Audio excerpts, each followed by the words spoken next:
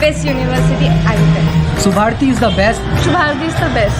Subharti is the best. The Subharti is the best. Subharti is the best. Subharti is the best. Subharti is the best. Subharti is best. Love you, Subharti.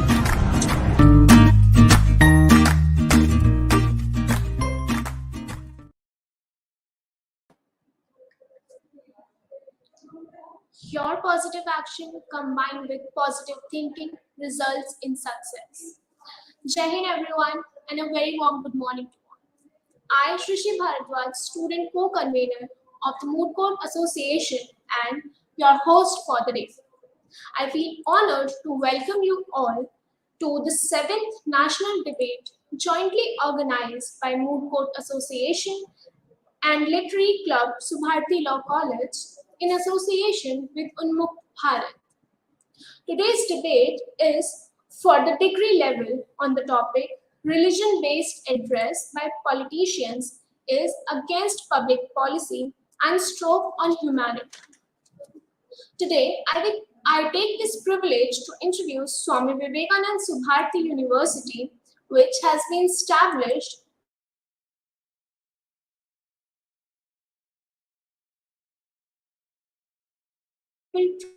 Merit, which has acquired a commendable round of service in the field of education, healthcare,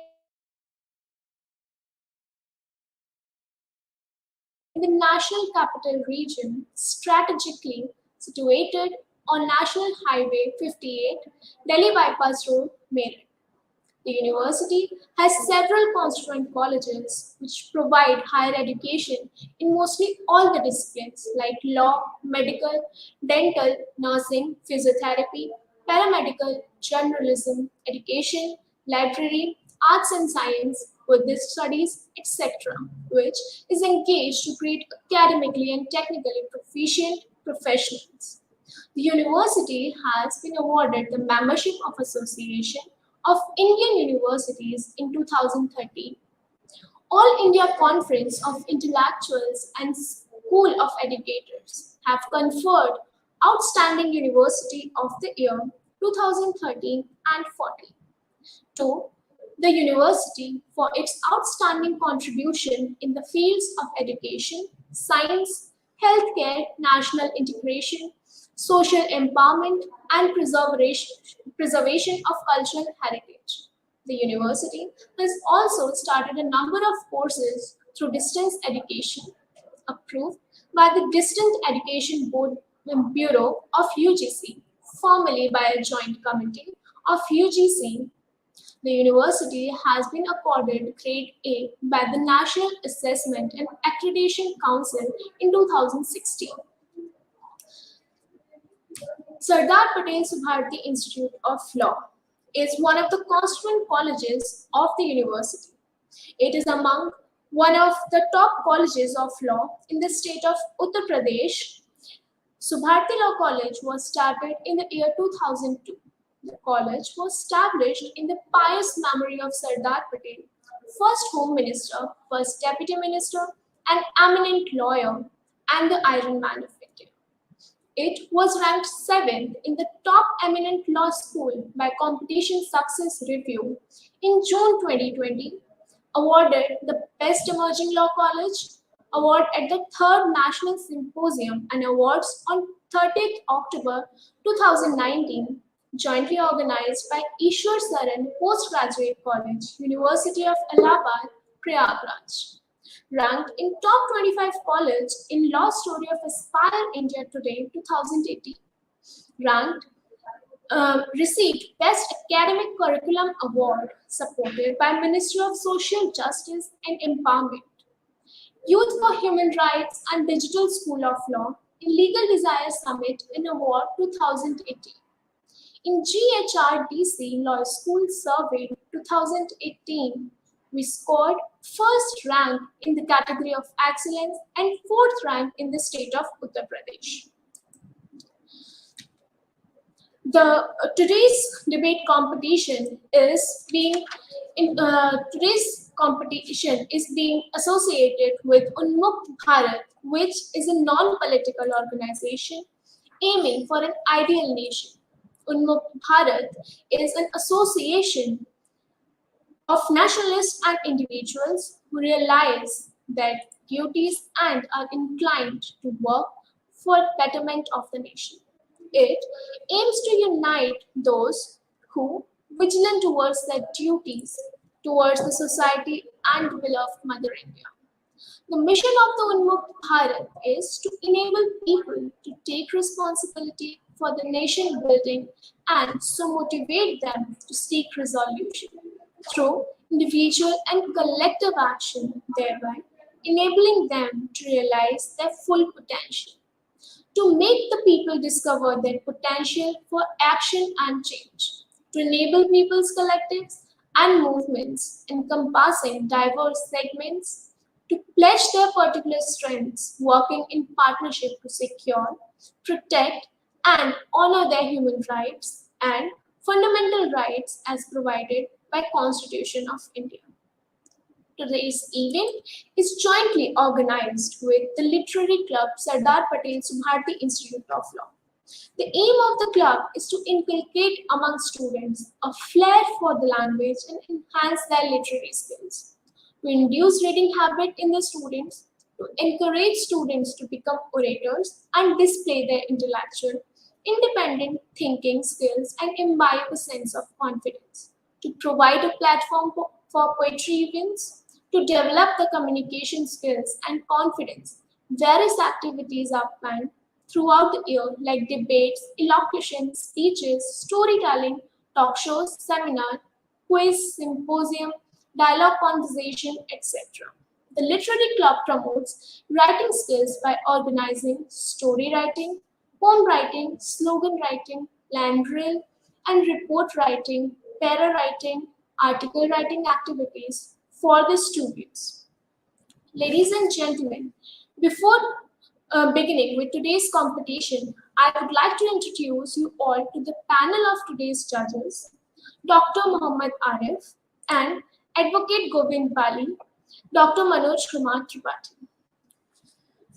Dr. Muhammad Arif, he is working as an assistant professor in law at Aligarh Muslim University, Murshidabad Center since 2nd September 2013.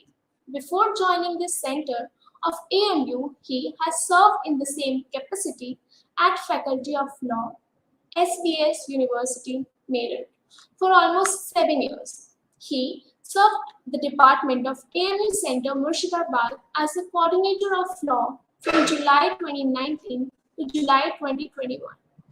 He has also served as the in-charge admissions and examinations from August 2015 to July 2021. He has also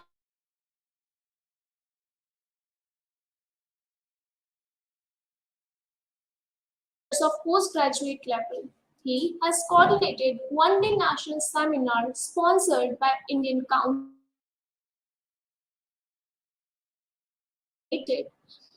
He has also coordinated one-day international seminar organized by AMU Center, Murshidabad in February 2017. His research interest includes criminal law, property law, criminal justice system, and national human rights. He has published several articles in national and international journals of repute and supervised 18 LLM dissertations. And the second judge for today is Advocate Govind Bali. He is a social worker, lawyer, entrepreneur, and a youth speaker. Advocate Govind Bali is an advocate in Supreme Court of India. He is the founder and managing partner at Fast Track Legal Solutions. He is a lawyer by profession and a political rights activist. He has been into animal rights for a long time. He is one of the youngest Indian lawyers to take up cases at the United Nations on behalf of his clients. He assisted in notable cases such as abrogation of Article 370, the CEA and NRC cases under senior advocate Prashanto Singh and the shame banner cases under advocate Ashma Izzat. He has extensively worked on the rights of labor and in the field of Manrega. Govind Bali sir has extensively worked for the two Jodi movements in 2014. And the third judge for the same is Dr. Manoj Kumar Tripathi. Sir is currently working as an associate professor at Sardar Patel Subharti Institute of Law, Swami Vivekanand Subharti University. His academic qualifications are MA, PhD, Research Fellowship from BPRD, and his specialization is in political science and public administration. Sir is the head of Department of Political Science and Sociology and is also a Faculty of Arts and Social Sciences. Moving forward to the rules for the competition, which are to adhere strictly. For the technical convenience, teams has been divided into sessions. A speaker can speak either in English or Hindi. Each speaker would be given 3.5 minutes to speak. If a speaker crosses the time limit, he or she may face deduction of marks. While presentation, if the participant is disconnected due to the network problem, then only 15 to 20 seconds shall be provided for reconnecting. After that, the decision of the judges shall be final in this regard.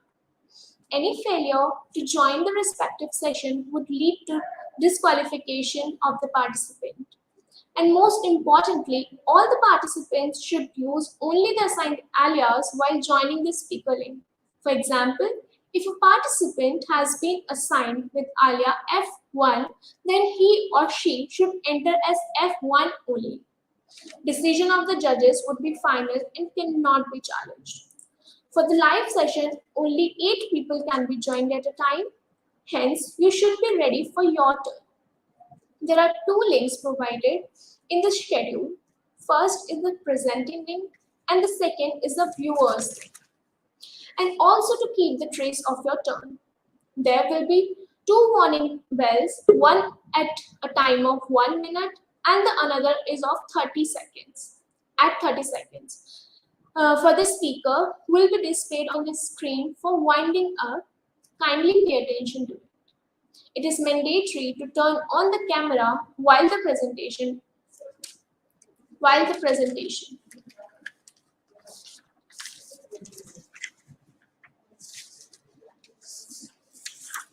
Before moving forward, I would like to say that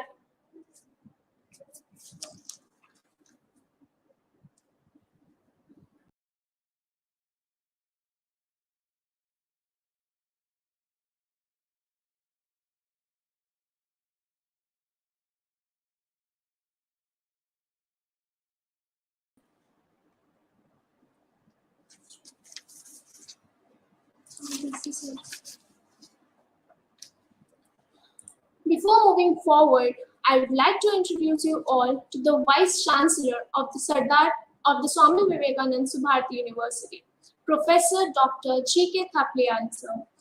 Honorable Vice Chancellor, sir. Sir has 40 years of experience in the armed forces and higher education.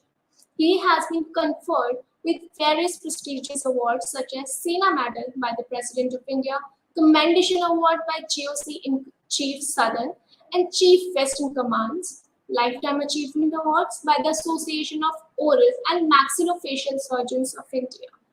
He has been the head of oral and maxillofacial surgery at ITS Dental College, Hospital and Research Center, Panchkula, INMAS, DRDO, Delhi, and AFMC, Pune and Delhi, along with the heading of maxillofacial team at the UN Peacekeeping Mission Hospital in Cambodia.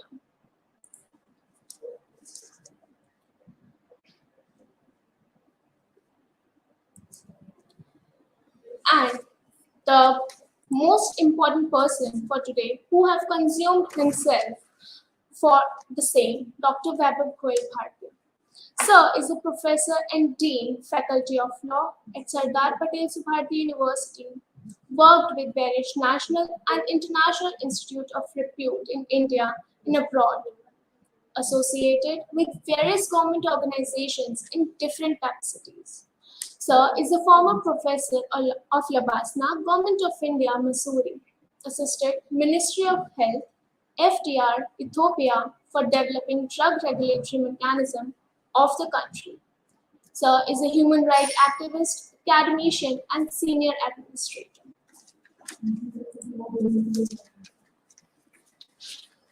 Now, I would like to request Honorable Vice Chancellor Sir to please come and give their blessings for the competition.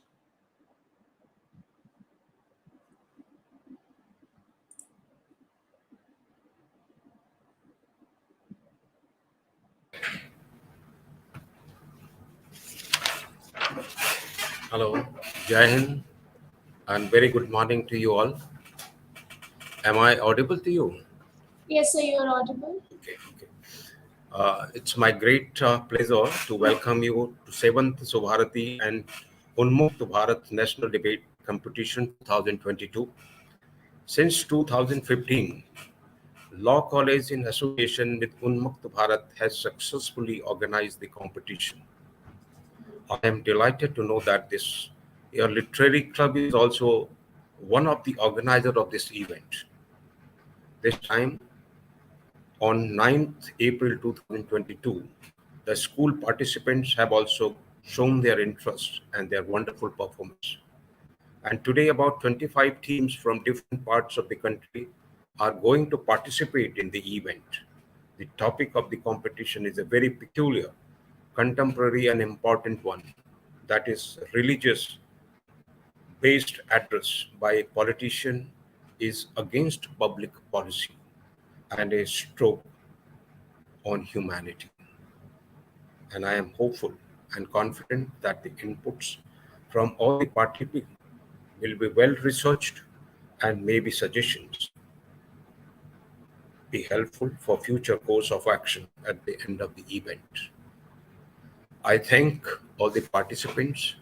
I thank all the faculty member and all those who are participating in this. Thank you very much. I wish you all the best. Jai Hind. Thank you all. Thank you so much, sir, for your valuable words. Now, I request Dr. Weber Goel Bharti, sir, to give their valuable words and blessings for this session.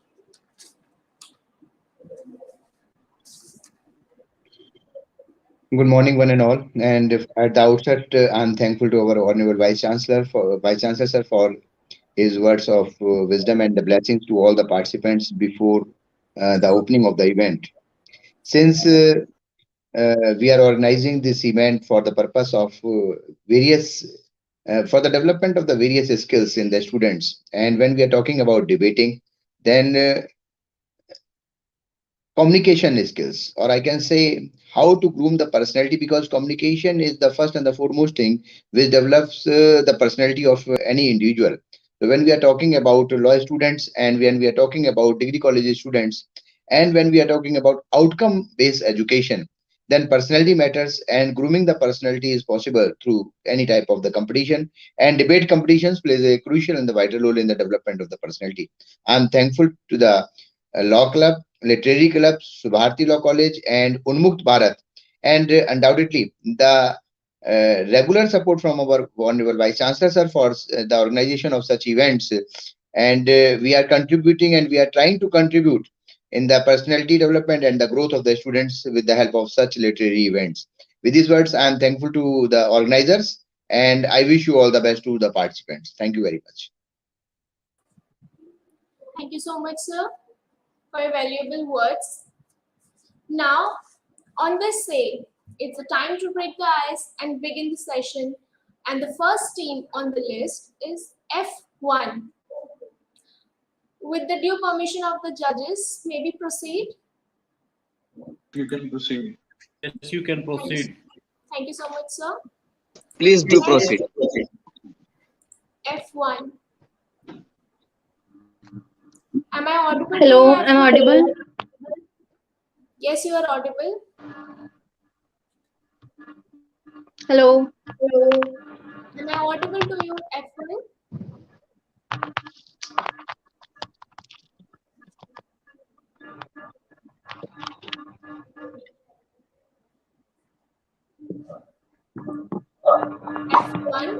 Hello.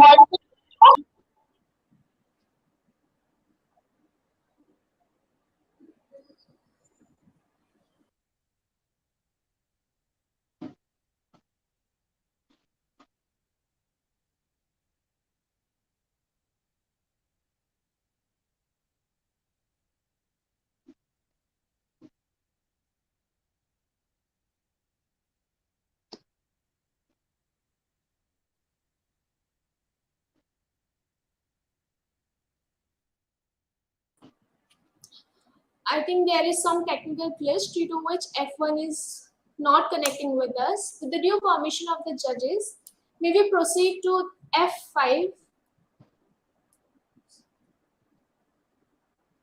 The next is A03, right, in the list. So A3 is absent for the session. Okay. So Right now F, we have A5 with us. okay. You can start with F5. Thank you, sir. F5. Hello. Please switch on your camera at 5. I have a request. The thing is, I have a very withering network, like the broadband thing is this. So can I just switch off my network, like my camera, with the permission of the panelists? But do start with the camera. Sorry, sir. Start Do with the start with camera, the camera switch camera. on mode. I have switched it on, sir. Yes, please start. Yes, sir. So, good morning, sir. I am A5, speaking for the motion that this House believes that religion based address by politicians is against public policy and stroke on humanity. Machiavelli, as we all know, is a great philosopher, and he said that religion cannot influence politics and church cannot control the state. This 3 minutes, the following 3 minutes that I have, will be based on analyzing the role of religion in politics from micro to macro levels. In India, this House is not saying that there is no place for God in the public arena. Rather, they are saying that constitution makers were aware, or the men who believed in God and in God's existence, and they said that yes, there is a place for God, but the thing is they do not have a role in religion per se. They do not have a role in the role of politics or anything else. So now the question is, we know that India's constitution is a borrowed constitution, but we should also address the fact that they were progressive thinkers, and they thought that even after the great Indo-Pakistan war that we had, which was divided, like the country, those two countries were divided on the basis of religion. There also we had this hope that our country, our constitution makers thought that India should have the clause called secularism, and that there should be something called freedom of religion. India is a democratic nation and not a theocratic society. Politicians are public figures who represent the values and culture of India. Using cheap tricks of religious incitement leads to minority oppression, and their issues are going unaddressed, and ultimately religious persecution. The case of Myanmar Rohingya Muslims, we all know what happened. The Buddhist monks, driven by the political leaders, they were pushed out of their own country. Now the question is all about, where do we stand? We are very safe saying that we are Hindus, but are we really safe? I mean, we have this thing called you cannot eat beef. I mean, can a politician really say what I can and cannot eat? They do not have that right. I have freedom to live and personal liberty. So now your question is, I can eat anything I want. How can, even though the political leaders did not explicitly say that you cannot eat beef because it is a sacred animal of Hindus, but the question is, can we really, like, can the politicians have the right to say so? Politicians also have the drive to know that, like, pushing for uniform civil code, but we need to understand that religion is a personal belief, a factor that holds a home together. And there are certain aspects in life which cannot be addressed by politicians, such as marriage and divorce, just for the sake of gaining, okay, 1 minute, just for the sake of gaining vote bank. India's 70% population is of younger generation who give more weightage to issues such as education, health and job opportunities rather than religious addresses, which causes divide among people and causes mental and peace unrest. To conclude, there is no higher religion than human service. To work for the common good is the greatest deal, especially post COVID 19, when the whole world is facing recession and the setback in development and growth. One needs to address the political needs, that is of job opportunities and such, and not political agenda. I humbly submit the fact that politicians must refrain from religious address which has adverse impact. Thank you. I have a question for you. You stated that the Indian constitution is borrowed. How would you elaborate on that? How can you Yes. state that the Indian constitution is borrowed, whereas there was intensive research, articulation of facts, drafting of laws that took place in the making of the Indian constitution when it was drafted by the drafted committee? Yes, absolutely. We took nearly a year to draft the constitution. But the question here was about borrowing.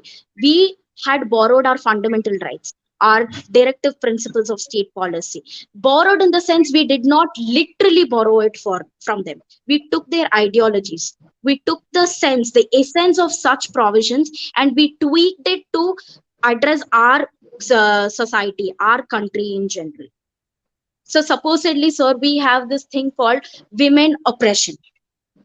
And so we tweaked certain provisions that could protect the rights of women, rights of minority. That is why we are saying that it is a borrowed constitution, but not in literal sense that it is borrowed. Rather, we have borrowed the essence of such provisions.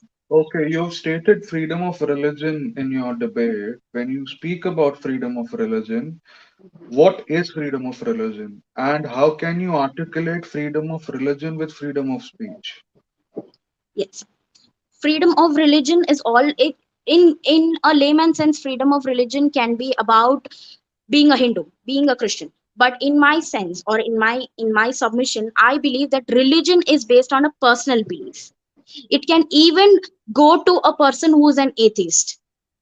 And freedom of speech, the problem is here, sir, the politicians, they have a duty. They represent people on a world arena. So they have to be very mindful about what they speak.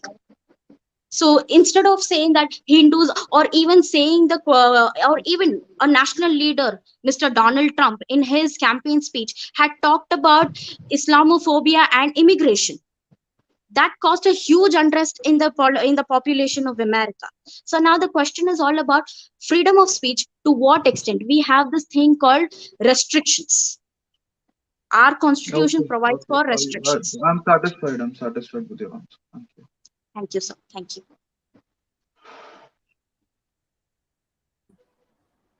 Thank you so much, F5. Now I'd like to call F1 as the next participant. Audible? Yes, you are audible. Yes, ma'am. Shall I start? Yes, you may start. Good morning to one and all present here, respected judges and my fellow participants. Today I am F1. I am going to speak for the motion. We, the people of India, having solemnly resolved to constitute India into a sovereign, socialist, secular, democratic republic, and to secure to all of its citizens. These words you have heard right now belongs to the preamble of India. But it is easier said than done. Secularism is the exclusion of religion and religious consideration from state and its institution. Just like treasure books hold gems in it, our country holds different religious communities, each being unique in its own way. But the purity and the beauty of our nation is being destroyed by some greedy minds who wanted to extract profit by playing dirty politics. Religion and politics are two different aspects of society. One is related to faith and divine thoughts, and another related to law and order justice. Our government is of the people, for the people, and by the people is actually dividing the people by dragging religion into politics. Why politician today's politician use religion as a major and a powerful weapon to gather more number of votes? Why they make religious appeal to the people? Why they give more weightage to a particular religion? Because they know that this is the only way to win the election. But they forgot that these things will only lead to communalism, hatred, and riots in the country. A famous example was Shah Banu versus Muhammad Ahmad Khan and others, where a Shah Banu, a Muslim lady, filed a petition in court asking maintenance from her divorced husband. The judgment came in her favor, but it did not go well within the Muslim community. Then our government interfered in this and turned over the Supreme Court judgment and passed Muslim Women Protection Act 1986. And soon after this, the locks of Babri Mosque in Ayodhya were opened for Hindu worshippers. These two decisions by government were a grand strategy to win Hindu and Muslim votes. And recent Supreme Court judgment stated that secular ethos of constitution should be maintained while keeping election a secular exercise. Lastly, I would quote famous words by Tony Campolo that mixing religion and politics is like mixing ice cream and manure. It does not affect manure much, but it really messes up the religion. So, messes up the ice cream. Hence, it is crucial to separate religion and politics and to stop our nation from getting destroyed. Thank you.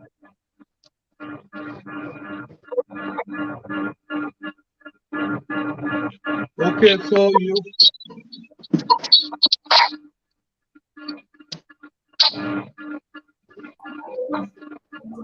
Excuse me, sir. Dr. Manoj, please your mic is off. F1, please tell me what will happen if religion and politics go hand in hand. And obviously, people will feel divided. Some people will feel discriminated while politicians give favor to one particular religion. There are many riots and war will happen in a country. There is a sense of hatred will emerge in the people. Okay, thank you. Okay, sir. my question to you is, when we talk about religion and politics, don't you think that politics is actually a religious affair? Because religion was formed or formulated in the society so that people can associate to each other, and there is some similarity in people which can actually relate them to each other, which actually became a political affair. For example, associating someone with religion would be a easier job, and it is basically an form of association that is there. That is why religion plays an important role in the society. Sir, but it does not happen every time because there are some similarities, but there are some disadvantage of mixing it together. So that's why No, we I'm cannot. not. My question is different. I'm not saying that it is mixing together. What I am saying is that religion and politics are the same thing. Without religion, politics would not have originated, and without politics, religion would not have originated, because it is a form of association with each other. For example, if there is not an issue with which you can relate to, how would you actually associate with something? Religion could not only be your basically not something related to God. For example, I say my religion is sports, and anybody and everybody who's related to sports becomes a religion. Then how is that bad? How do you define religion, and why is association of religion to politics not sensible enough? Religion is a direct come from heart. It's a divine. It's the individual thoughts. But if we gonna mix, like if we run the country on the basis of religion, then there will be a sense of hatred amongst the people. Though it's go hand in hand, but we it will if it's mixed, then it will created a sense of hatred in a people. Okay, so you've been well versed with the judgments that have come up by the Supreme Court. Now there's a dispute going on in Karnataka, and there's a similar dispute going on in Jammu and Kashmir. In Jammu and Kashmir, a Sikh lady's kripan and the headscarf has been removed. And similarly, in Karnataka, they are saying that azan cannot be played on loudspeakers. And another question that has come up is some people are saying that on Navratras, the worship cannot go on roads. So how do we define that? Do you think that is a constitutional right? This is a direct involvement of government in the religious case. Why government need to interfere in all these things? This is a it is connected to the feelings of the people. Like it's up to it's their religion, how they wanted to follow, how they wanted to profess. Why government Okay, is thank you. interfering in all this? I got my answer. Thank you. Thank you. Okay. Thank you, sir. Thank you so much, F1. Now, I would like to bring to the notice of the judges that A3 is absent today. Now, with the due permission of the judges, may we call F2? Yes, you can. Thank you, sir.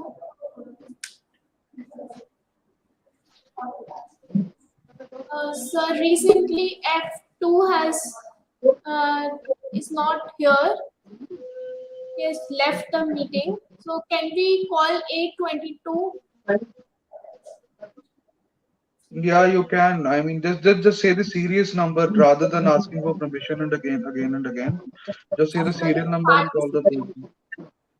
sure, sir, but the participants are not coming in the proper No, synchronization. whoever is there, what I'm saying is, for example, if you're calling 822, just say 822 is the next person.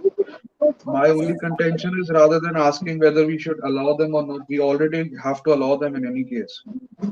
Sure, sir. 822, am I audible to you? Please switch on your mic and camera. Am I audible to you? Am I audible? Yes, ma'am.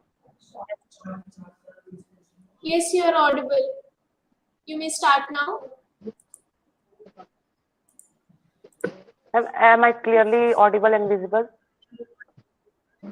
Yes, Yes, you yes. are clearly audible and visible. You may start now.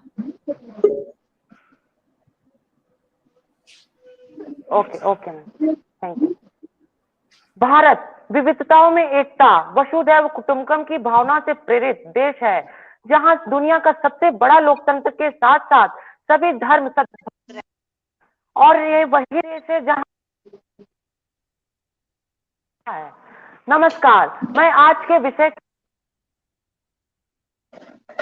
हमारे विपक्षी साथी इस बात को सिद्ध करने में लगे कुठाराघात है, परंतु महोदय सब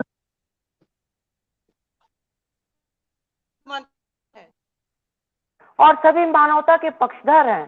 तो जब यही धर्म राजनीति से जुड़ जाता है तो कैसे ये मानवता के विरुद्ध है? महोदय, ये धर्म ही तो है जो समय समय पर राजनीति में होने वाले मानवता के खिलाफ कृत्य को रोकता है। धर्म ही तो है जो राजनीति में मानवता को सर्वोपरि रखता है।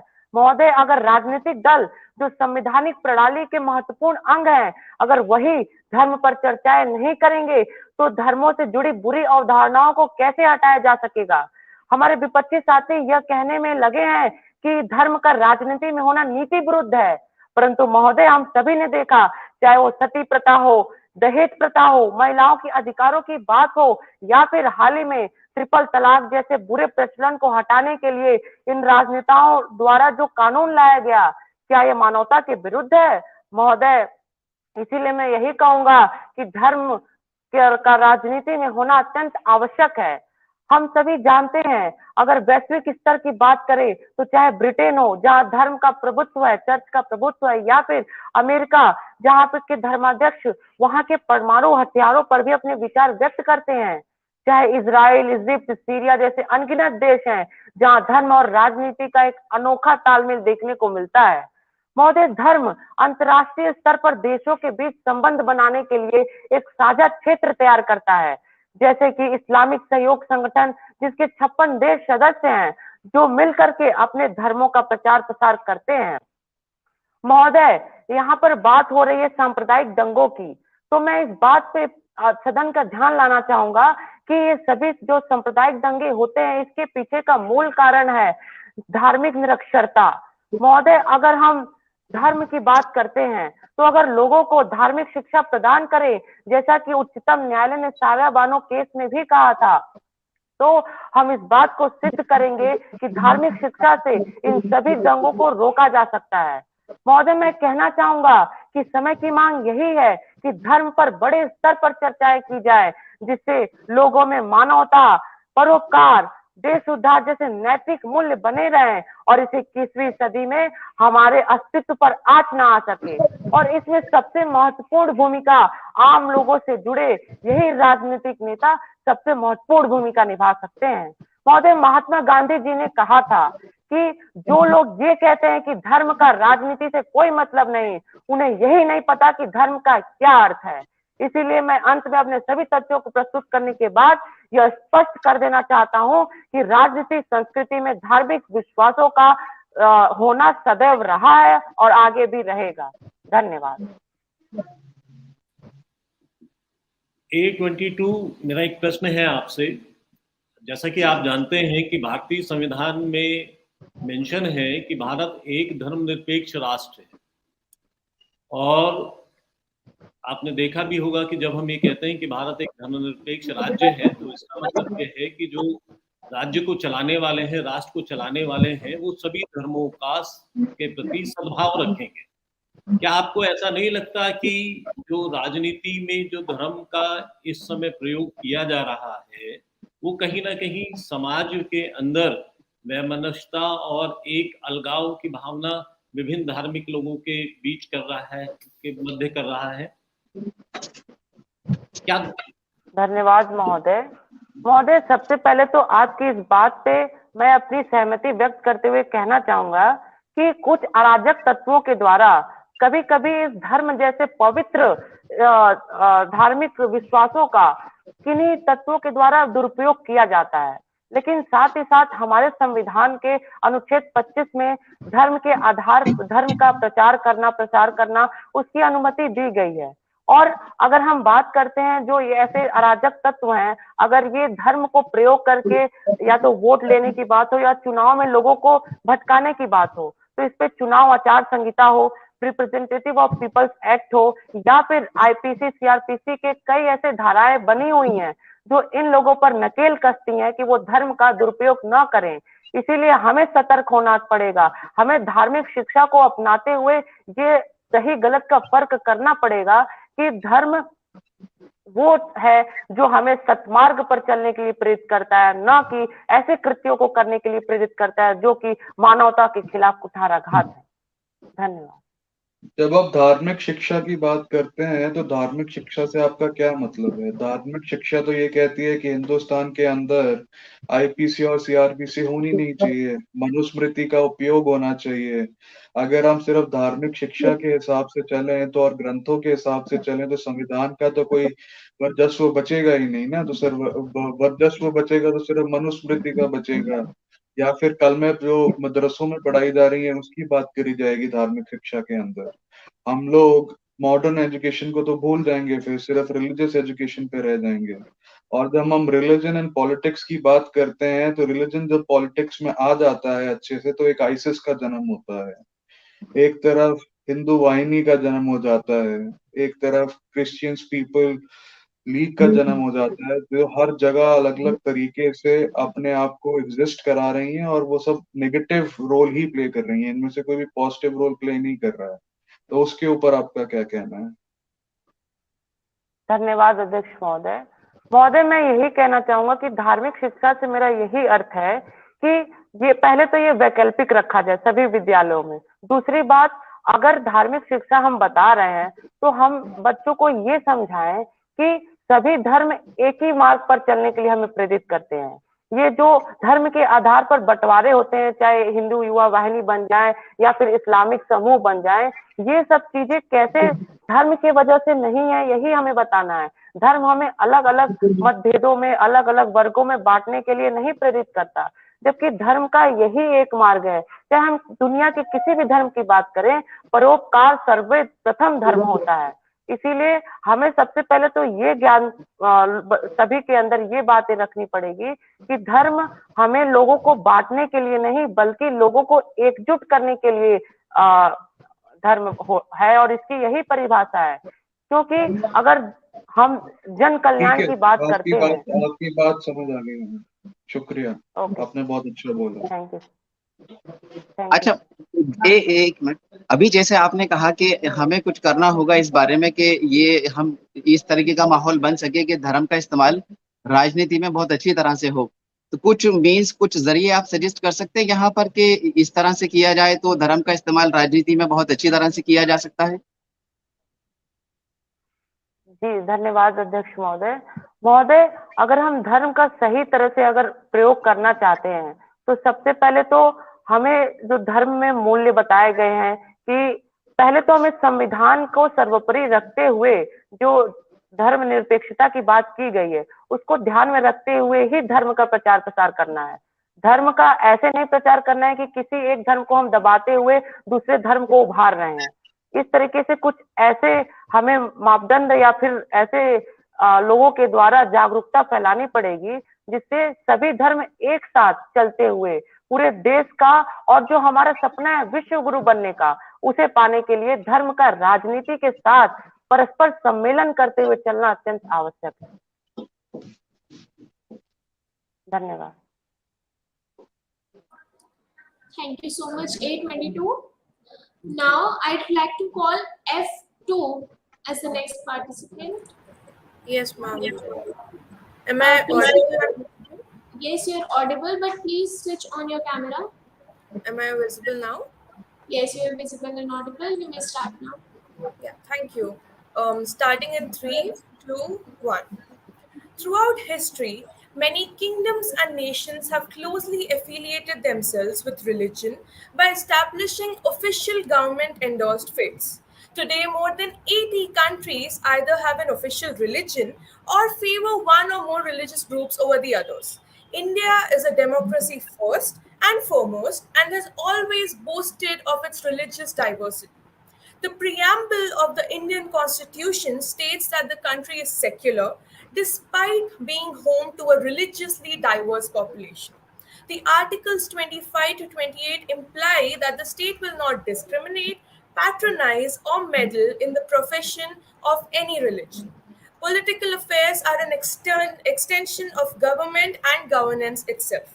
Those who practice politics to govern a state or a country and address based on those grounds are against the public policy. Respected judges, esteemed members of the assembly, and all my fellow participants, today I, a member of the team F2, would like to take this opportunity to talk for the motion religion-based address by politician is against public policy and a stroke on humanity. Religion and politics must be kept separate. I would like to begin by telling you the meaning of each term. Religion is meant to unite people with similar faith into a moral community, whereas politics, on the other hand, is meant to unite all people of a region into a single community, regardless of personal beliefs and practices, which is why the two entities cannot be combined without having a disastrous result. In today's diplomatic landscape, the word politics is synonymous with mudslinging. Religion being used as one of the manifestations for such bias and attitude can be potentially criminal. We see that corruption is rampant in Indian politics and amply researched, but there is not enough consensus on its causes.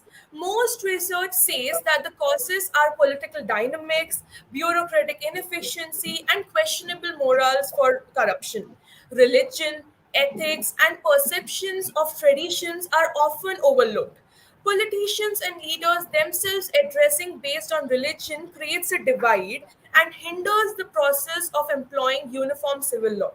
In a democracy, politics typically affects the welfare of the people. It protects their rights, maintains fraternity among its people, and builds a sustainable economy. Instead of heeding these objectives, politicians today use religion as a pretext to gain votes and to deal under the table.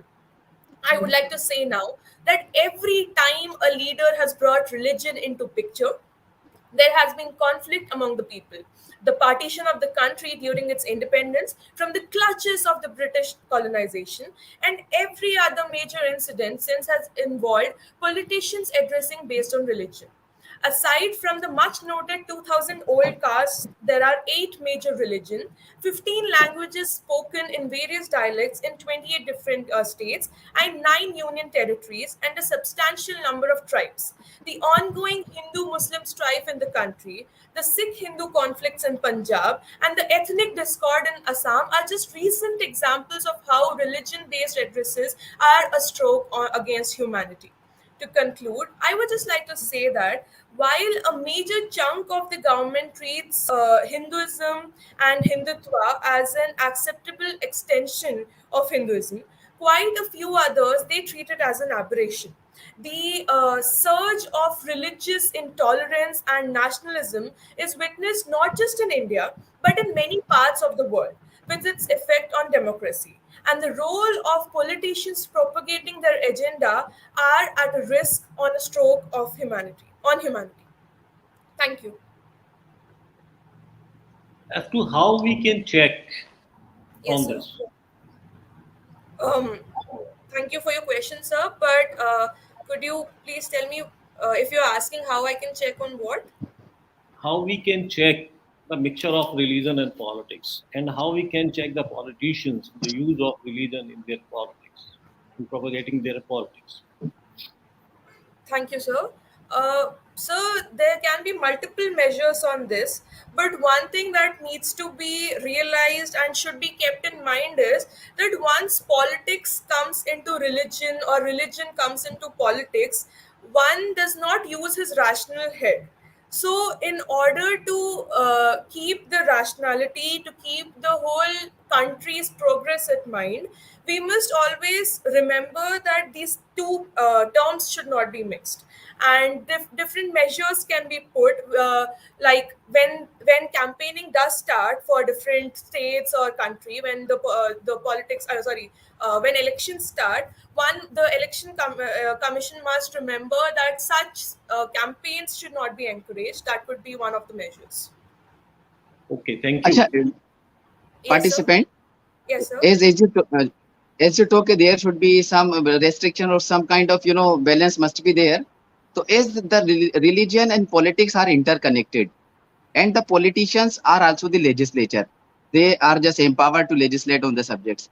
So Yes, as you sir. also talk, how you will just make it clear when the politicians can talk about the religion and when they cannot talk about, what the line is there, which line the politician should not cross. So can you suggest the line, this is the line which the politicians should not cross? Yes, sir. Thank you for your question. So, there is a moral line here because using religion in politics in a place where, suppose it's for votes, at that place it's morally not right.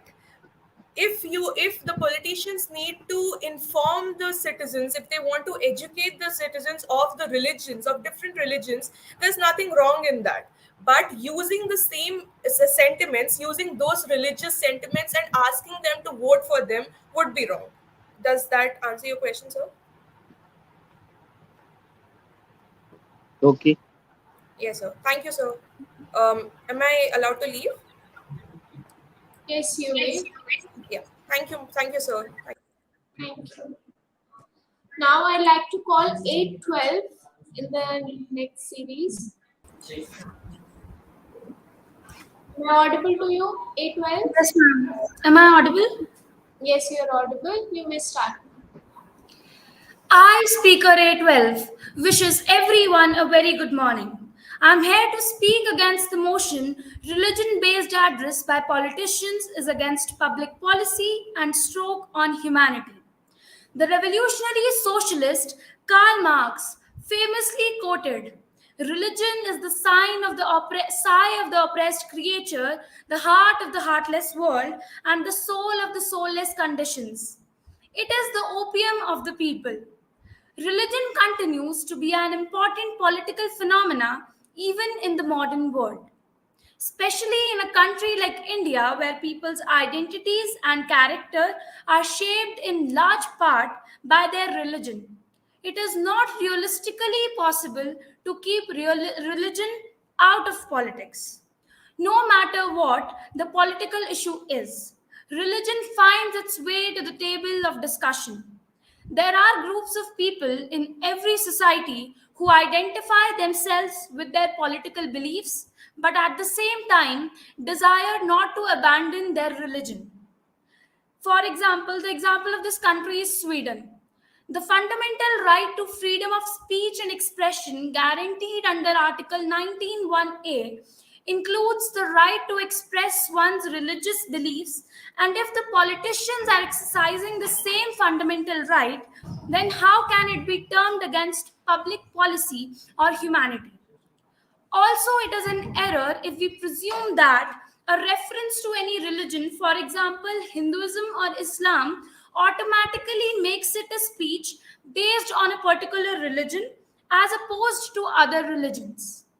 No government is perfect. The law doesn't prohibit dialogue or discussion of a matter which is a concern to the voters. And how can one assume the ill intention of the politician addressing a religious matter? Religious beliefs, when integrated with politics, supports public policy by growing interest in the minority groups and their political rights and entitlements. In a country where minorities are suppressed and not given appropriate opportunities to succeed, the inclusion of religion on electoral platforms can be a boon to those underprivileged group of people. If we take the example of triple talaq was a law which deprived the Muslim women of their dignity. Had this issue not been involved in politics or addressed politically by the leaders, it would have never been come to the picture and would have never been abolished.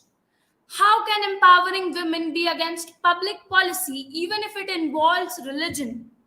Recently, the burning hijab issue in the country was based on religious practice and culture. The politicians, being the legislators and the lawmakers of the country, had to involve themselves into the matter. Of course, I am not supporting the practice of religious crowd as vote bank, but I'm just saying that religious crowd needs to be supported, and the and we need to stand with the people who support religion. I would like to conclude my arguments here. Thank you.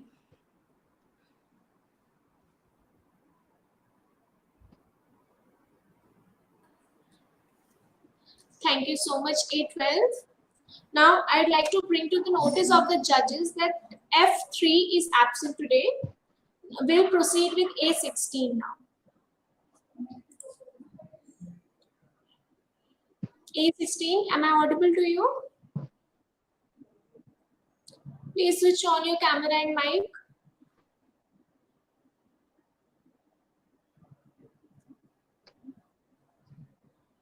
A16, am I audible to you? Yes, ma'am, you're audible to me. Please switch on your camera. Yes, ma'am.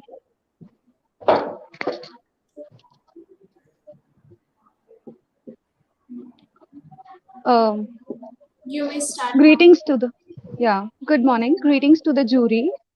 I'm A16 and I'm here to talk about the religion. I'm here to talk about whether the religion-based address by politicians is a stroke on humanity or not. So I would actually like to begin with in which way it is a stroke to humanity. So what basically a religion is? Well, the answer is simple: to believe in God. So in which God do people believe? Well, every religion has its own God. That means uh, specific group of people believe in specific God, and that's what a religious community is.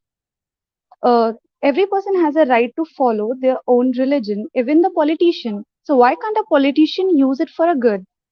People feel a better connection with a person of same religion. Every religion has its own need and requirements. So, and a lot of times people say that the use of religion in politics is creating rifts between people, breaking the brotherhood and peace among the people. And this all results into honor killings, mass killings, communal riots, and disrespecting, dishonoring women. But what my question is now, what about the countries where the people of same religion lives? Are they all peaceful? For an example, countries like Afghanistan, Syria, and Iraq. So it's not about religion, it's about human behavior, politics, and religion. These can't be differentiated from each other completely. People choose the one who belongs to same religious community. For an example, if we take Jammu Kashmir, can you imagine there could be a chief minister who belongs to a different community rather than a community which is in majority there. So you can even take an example of Punjab. We can't think of a different chief minister or a different leadership other than the religion which is followed there, other than the religious majority. So people always choose the one who belongs to same religion. So I'll explain this with the help of examples. Suppose there's an airplane and the passengers who will be traveling in it are asked to vote for a pilot of that airplane. And there are two persons, the one who actually knows how to fly a plane and asks for people to vote for him because he knows how to fly a plane. And then there is this another guy who offers business class seats. So what do you think? Who will get the maximum vote? Of course, the one who will offer the business class seats, people, because the need of people comes before everything. Uh, and the same goes with religion. Every religion has different needs, and I don't understand how is it a stroke on humanity. If a person is following his or her religion and is working for the development and benefits of his or her religious community, then how is it a stroke on humanity? It's not like she is neglecting the minorities. Every individual is important, but in case of a population we always see what majority wishes for. So you can't separate politics from religion if you use it for good, for people's benefits and overall development. So I think it could be beneficiary too. Thank you, sir. Thank you so much, A16. Now I'd like to request F4 to join.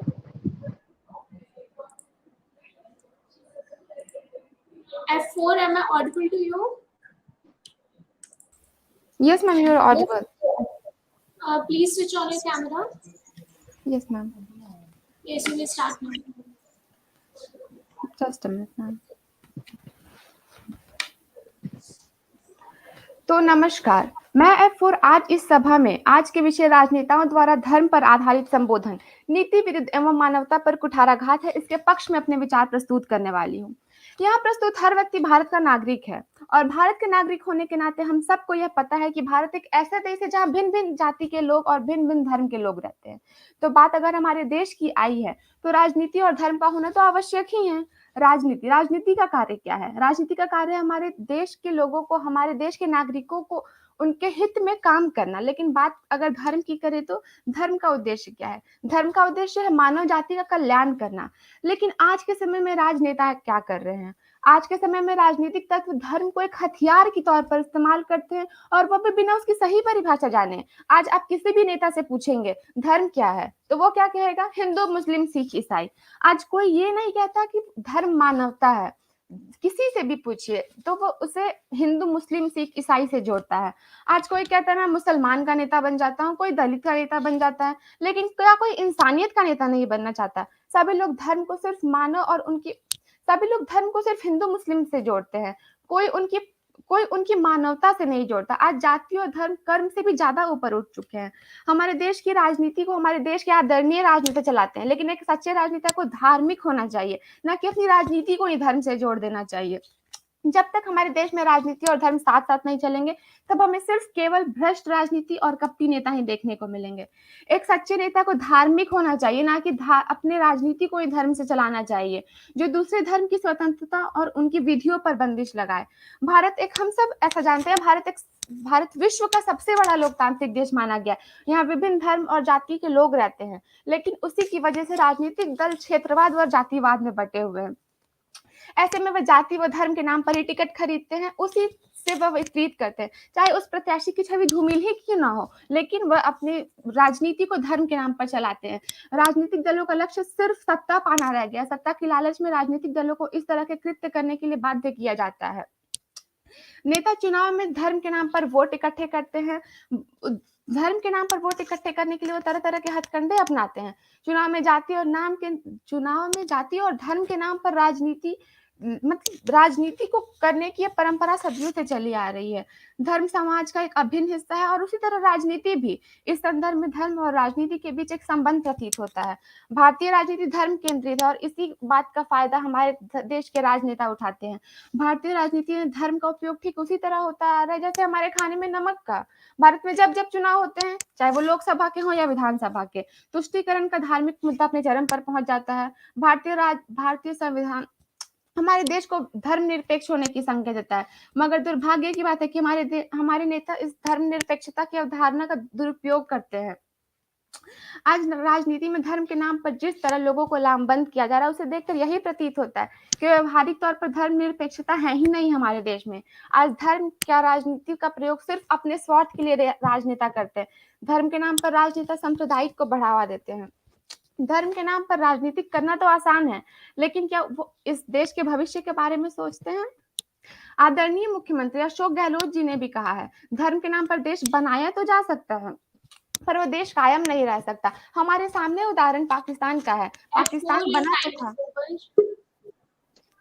Just a minute ma'am, मैं अपने वाणी को इसी तरह विराम देना चाहूंगी। इस हिंदुस्तान में जो लोग भी रहते हैं, उनकी विचारधारा अलग हो सकती है। लड़ाई विचारधारा की होना चाहिए, ना कि धर्म और राजनीति की। धर्म के नाम पर राजनीति करते हैं राजनेता, जाति के नाम पर राजनीति करते हैं, पर ये हमारे देश के लिए खतरनाक है और जब तक ये होती रहेगी, ये मानवता पर कुठाराघात रहेगी। धन्यवाद।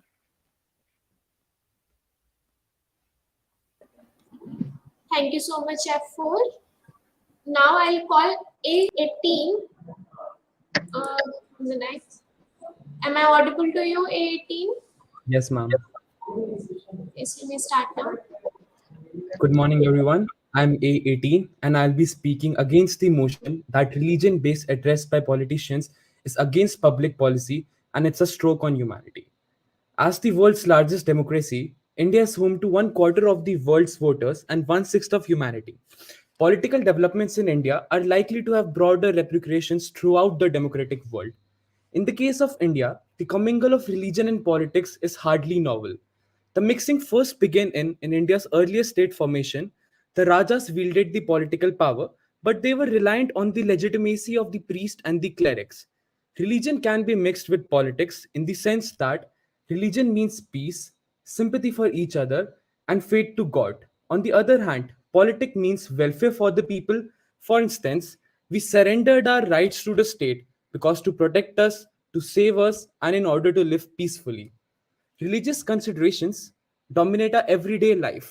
Despite Section 123 of RPA, which clearly prohibits any reference to a candidate or voter's religion, such references are frequently used.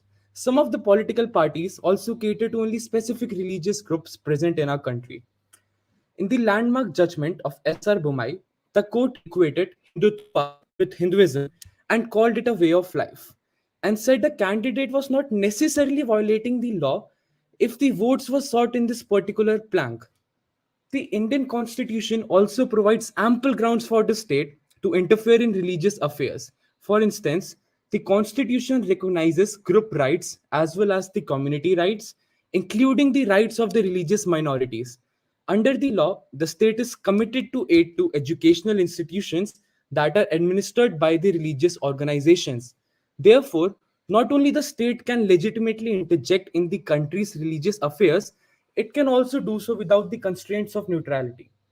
Contrary to what the critics may claim, the word secular was added in the era of emergency, and no founding fathers added the word secular in the original draft of Constitution of India.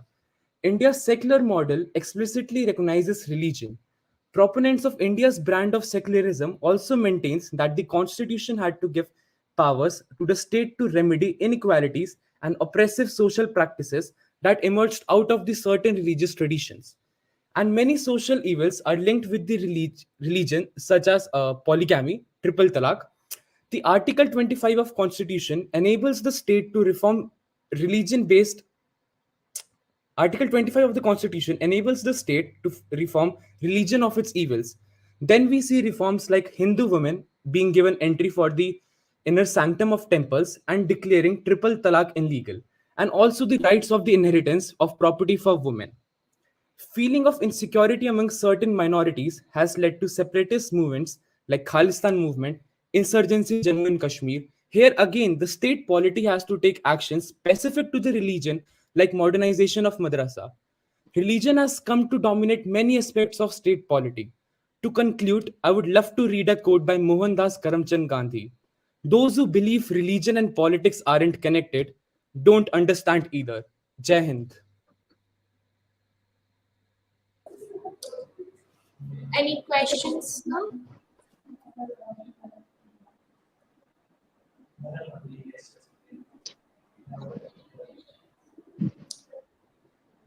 Thank you, A18.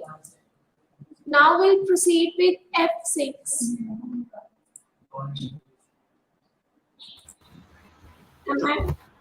Am I audible? Yes, you're audible. You may start. Religious based on religious addresses by the politician, it's threat to public, it's against public policy, and it is a stroke to humanity. The F6 will be speaking for the motion, stating that in the words of the Honorable Apex Court, which has been said that the relationship between a god and man, it's an individual choice, and neither the state nor the executive nor any other authorities can interfere in this. And the question need to be answered today is how it is against the public policy and how it is a stroke to the humanity. It has been already said by the Federal Court of US, where the election is a secular process, the secular exercise. The process to achieve the end should be also in the secular manner only.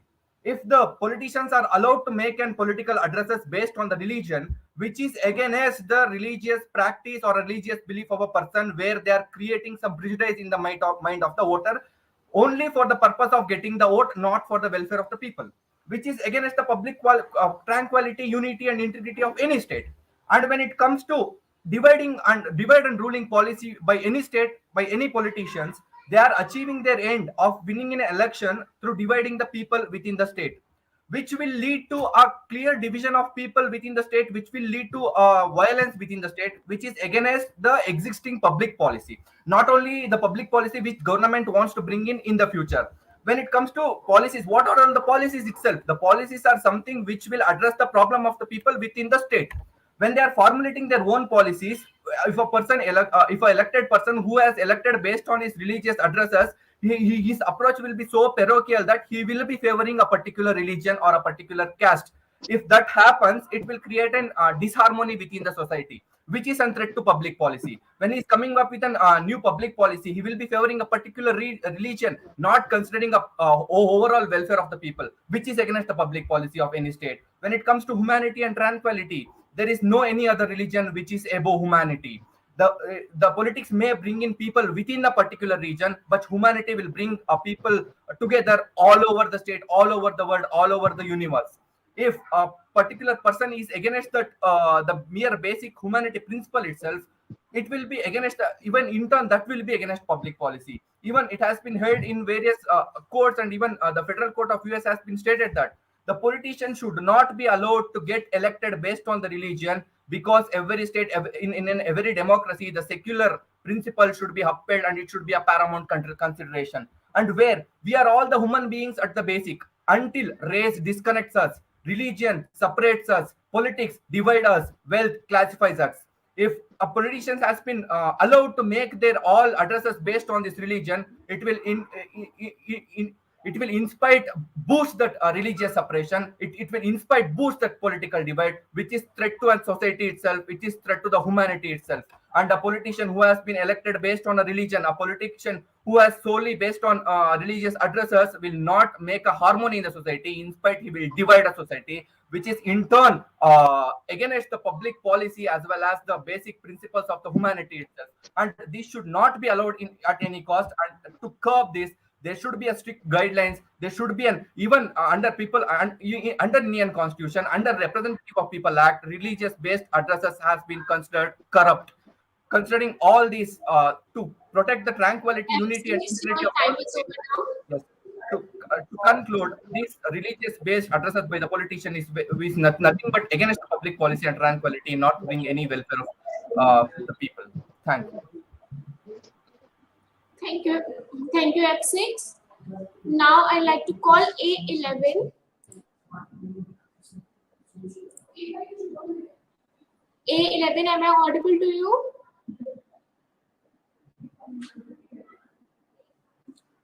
Please switch on your camera and mic.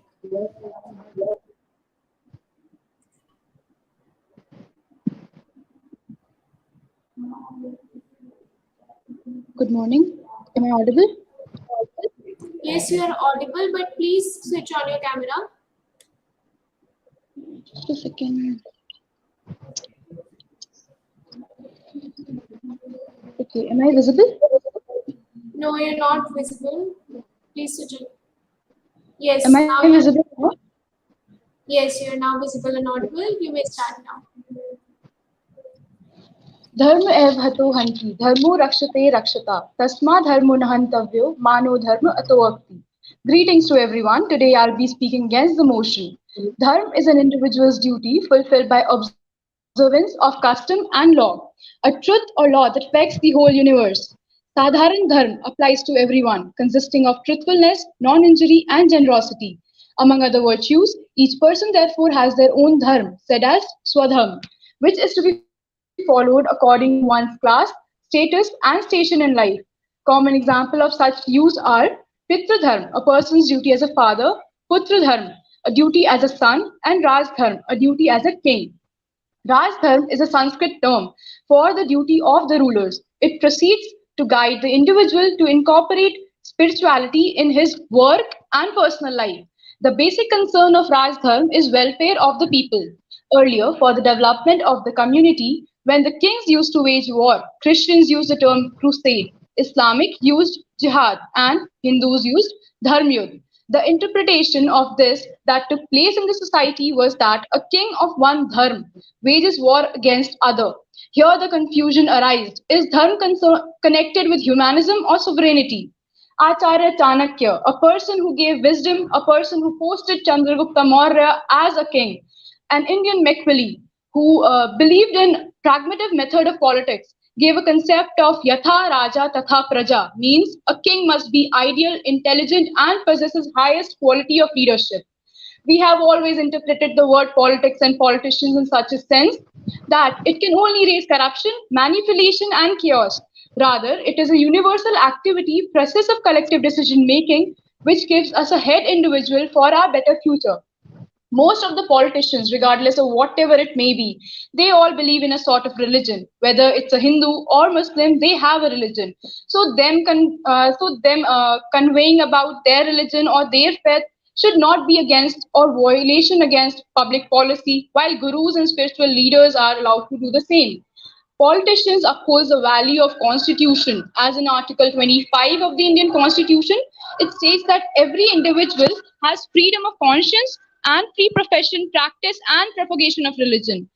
Article 21 of the Indian Constitution states that no person shall be deprived of his life and personal liberty according to the procedure established by law. The present Uttar Pradesh Chief Minister, in an interview to Aaj Tak, says that they are not making laws for any particular person, caste, monastery, or religion. They are not against any religion. our laws are made for the people, and we are committed to 24 crore people of our country. And in an interview to ABP News, he states that being a politician, he's not against any community or religion, but being an individual, he won't be a part of construction ceremony, mosque construction ceremony, because he's a Hindu. A politician to attend an iftar party cannot be considered as tiltedness towards one religion. If a politician wants to propagate one religion and follows the same, then this is his personal concern, as long as the policies made by the government are not being affected. Also, government act as torch bearers for promoting the interest, raising oneness and unity in minority communities, but cannot be considered as differentiation in basis of religion. At last, I would like to conclude by stating that, Time is over, sir, A11. yes, ma'am. Your time is over. Okay, can I just get 15 seconds more? I'll be concluding it. Okay, fine. Can I proceed? Yes, you may proceed, but conclude it very fast. Yes, it's just I'll just take less than 15 minutes. Do it, do it, do it. Sakta karmanya vidvanso yatha kurvanti bharata kuryat vidvan tatha sakta chikur suk lok sangraha. With this, I urge my opponent to oppose this motion. Thank you. Thank you, A11.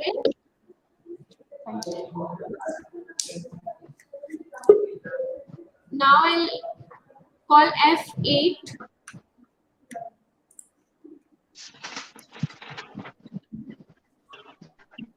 Am I audible to F8? Yes, ma'am. Am I audible and visible clearly? Yes, you are. You may start now. We, the people of India, having solemnly resolved to constitute India into a sovereign, secular, socialist, democratic republic. Good morning to one and all present here.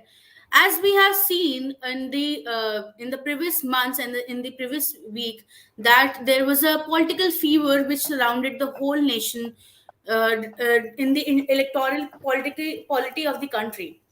So it is very important to address that whether religious-based addresses in the country is against public policy or is a stroke on humanity. Today, I stand in the favor of this motion. Democracy. It is a word which should be and must be everything about secular and never inclined towards a religion, a community, or a sect for that matter. The Constitution of India or the law of the land does not prohibit any discussion of a matter which is of concern to the people, which completely being the flag bearers of the free speech and expression, which is very important in a democratic country like India and is itself embodied in the Constitution of India itself. However, any such address or dialogue made in order to just seek votes is in complete violation of the fundamentals of the Constitution of India itself. The Constitution requires the state to be completely different and be indifferent to say from the religious matters of the country, and the requirement then shifts to the political parties for the politicians being the ones who bridge the gap between the state, the government, and the citizens of the country. The fundamentals that I speak of today is nothing new or any new theory given by the new generation millennials of the country, but were vividly discussed and emphasized upon naturally in the 18th century by the philosophers such as Locke and Bale. Nevertheless, to say that it has been completely emphasized upon by Montesquieu upon the importance of how the state should be completely indifferent of the religious ideas of the country.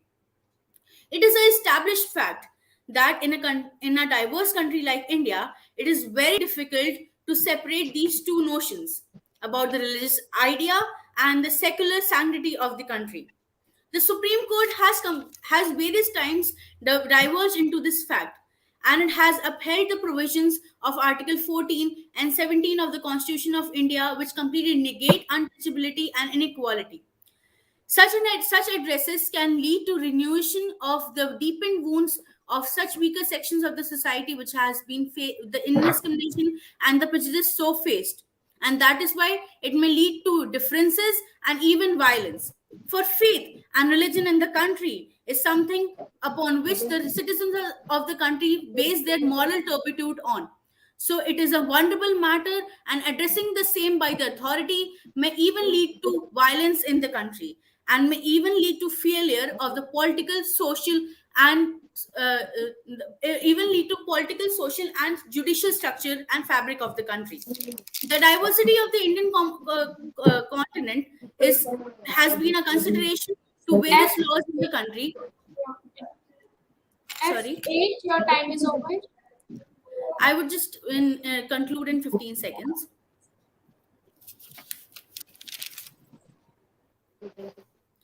The idea here is not to be oblivious of the fact that religion, that everything that comes down to religion, and everything comes down and comes from the religion and caste in India. Therefore, the idea is to protect the vulnerability of such a social structure.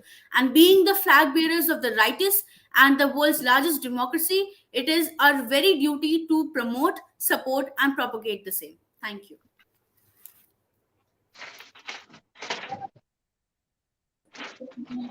Thank you, F8. Before beginning further, I would like to say to all the participants that please pay attention to the time. You're only provided with 3.5 minutes. And the next participant is A5. Am I audible as well as visible? Yes, you are. You may start now. Yeah, please start timings. Good morning, respected jury members and my dear colleagues. I, Code A5, would like to present my views standing against the topic that states religion-based addresses by politicians is against the public policy and stroke on humanity. Before I start, I would like to quote a famous quotation by the greatest scientist of all time, Mr. Albert Einstein, who stated that those who believe religions and politics do not mix with each other understand neither. The biggest myth about religion, which has also been clarified by my oppositions, that it is often associated with the likes of Hindus, Muslims, Christians, Sikhs, and so on. But the overall idea behind the following of the religion is because of the belief in the certain belief system of the society, and especially in a country like India, there are a lot of belief system of the country, and from each belief system there is always something to learn and need there to be propagated. Such as from Hinduism, we learn the art of every person in the world is one, and from Islam, we learn the art of charity, prayer, and etc. Therefore, preaching to them and spreading the value system among the citizens of the country and for their development, for their growth, to inculcate the value system can't be conceived as the wrong notion. Rather, the politicians are the leaders of the nation, and it is their duty to inculcate the good value and create a value system and belief system in the country, which requires the involvement of a religion, especially in a country like India, where we have diversified religion bases unlike the West. Moreover, many a times there is always a controversy being created as to why politicians address public with the word Hindu. It is often misconstrued as being supportive to a particular religion, but rather what everybody needs to understand that India earlier is a land between Himalayas, and Hindu Sagara, which was called Hindu, and therefore it is more of a geographical identity, and later it can be called as a cultural identity, and therefore with the address of the word Hindu, it is associated to the people of India, or as we say Hindustan, rather than misconstruing that it is a preference to a single religion. While many often claims that the use of religion is being practiced in a negative sense in order to win the elections, if I take the example of a country like of a state like UP, then wherein in recently concluded elections, a yogi won the election, then people will target saying that it is all because of favoritism to a particular religion called Hinduism. But what people may not know, that in a state like UP, around 20% of the population is a Muslim community, and their vote share is equally important to win in an election in a state like UP, where we have a lot of parties polling against it. Therefore, it is often construed that in such a manner, only one particular religion is favored to win the election. Then Yogi Adityanath would not have won the election in the first place, and especially for the second time in the row, which happened for the first time in the history of UP elections. Further, being a politician does not change the fact that they are also the citizens of the country, and they also have right to practice and profess any religion they want to, which is guaranteed to them under the Article 25 of the Indian Constitution. they come to limelight, especially during the elections times, and they're being said as doing the vote bank politics because they have been the celebrity face. But they going to temples or they going to mosque does not have to do anything with the elections. All the politicians may become the CM of the state or the PM of the nation, but they do not get any kind of specific or special privileges because they are into a particular religion. They're all equal before the eyes of the law, and every person has their human brain to understand which religions to profess and which not, and nobody can force on them. And why we are debating today is because we think that Your time is over. yes, I'll just conclude by saying that what our father of the nation, Mahatma Gandhi, stated. He stated that those who say religion has nothing to do with politics do not understand what religion actually is. Thank you thank you everyone for your patience hearing. Good day. My question is that you have been talking about religion, Hindu, Valley, and everything. Why don't we talk about something specific? Why don't we talk about a society which talks about policy, a society which talks about education, a society which, rather than talking about Durga Puja or Ramzan, talks about a scientifically developed nation, a society in which you, on one side, you are saying that the politicians have the right to profess religion, but they're public representatives. They are not representing the Hindus. So display of the religion is not a freedom that they are entitled to have. There needs to be some reasonable restriction. What do you have to say on that? Sir, thank you for the question. The thing that I would like to say that when we talk about education or when we talk about building a nation, what is the biggest thing that why we go for education or building a nation? Because we want to create a value system, a belief system, and value system and belief system only comes from the practices of religion. I mentioned in my debate that from every religion we have something to learn. It is not So about you mean only to about say thieves do not have any values? every education also has its No, so value, but the you mean to say propagation of that if I'm an atheist, I do not have a value system? Is no, that sir, what you're trying to say? that is not what I meant. Because your statement here is that value system comes from religion. A person who believes in no religion is also a religion. A person who believes in, say, a fluid mechanism of religions, you mean to say he's got no value system? No, sir. That person who is even an atheist, he may not be following a particular religion, but he believes in charity. He believes that every person in the world is one. No, Then he that believes is on that the is that value is system. not that is not the definition of religion as it is. My Yes, sir. question is very specific. Do you mean to say that only religion can impart values? Religion is gives the idea of the value system. Okay. Thank you, sir. Thank you, A5. Now I'll call F7. Am I F7 is audible part to you? of F7 is part of which session? Session 1 or session 2? So, session 1 only. Okay. F7, am I audible to you?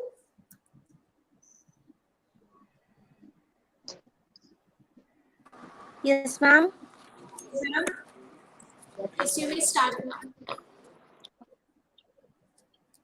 Thank you आंदोलन का ऐसा गंदा फंडा क्यों, लाल किले पर खालिस्तान अंडा क्यों, और तिरंगा फाड़ा कुचला जाता है, आखिर यह किस राजनीति में आता है। दिए गए विषय पर विचार विमर्श हेतु उपस्थित सभी विद्वज्जनों को कनक त्रिपाठी का हार्दिक अभिनंदन। इस विषय पर चर्चा से पहले हमें धर्म और राजनीति दोनों को अलग अलग समझना होगा। राजनीति शासन और जन कल्याण के लिए वचनबद्ध व जिम्मेदार है। भारतीय संविधान में भी इस बात को बिल्कुल स्पष्ट किया गया है कि पंथ निरपेक्ष संविधान एक पवित्र शब्द ही नहीं बल्कि एक पवित्रतम शब्द है, जिसको अपने अपने स्वार्थ व मतों ध्रुवीकरण के लिए विभिन्न राजनीतिक दलों द्वारा आरक्षण और तुष्टीकरण का गंदा खेल खेला गया और अब भी खेला जा रहा है।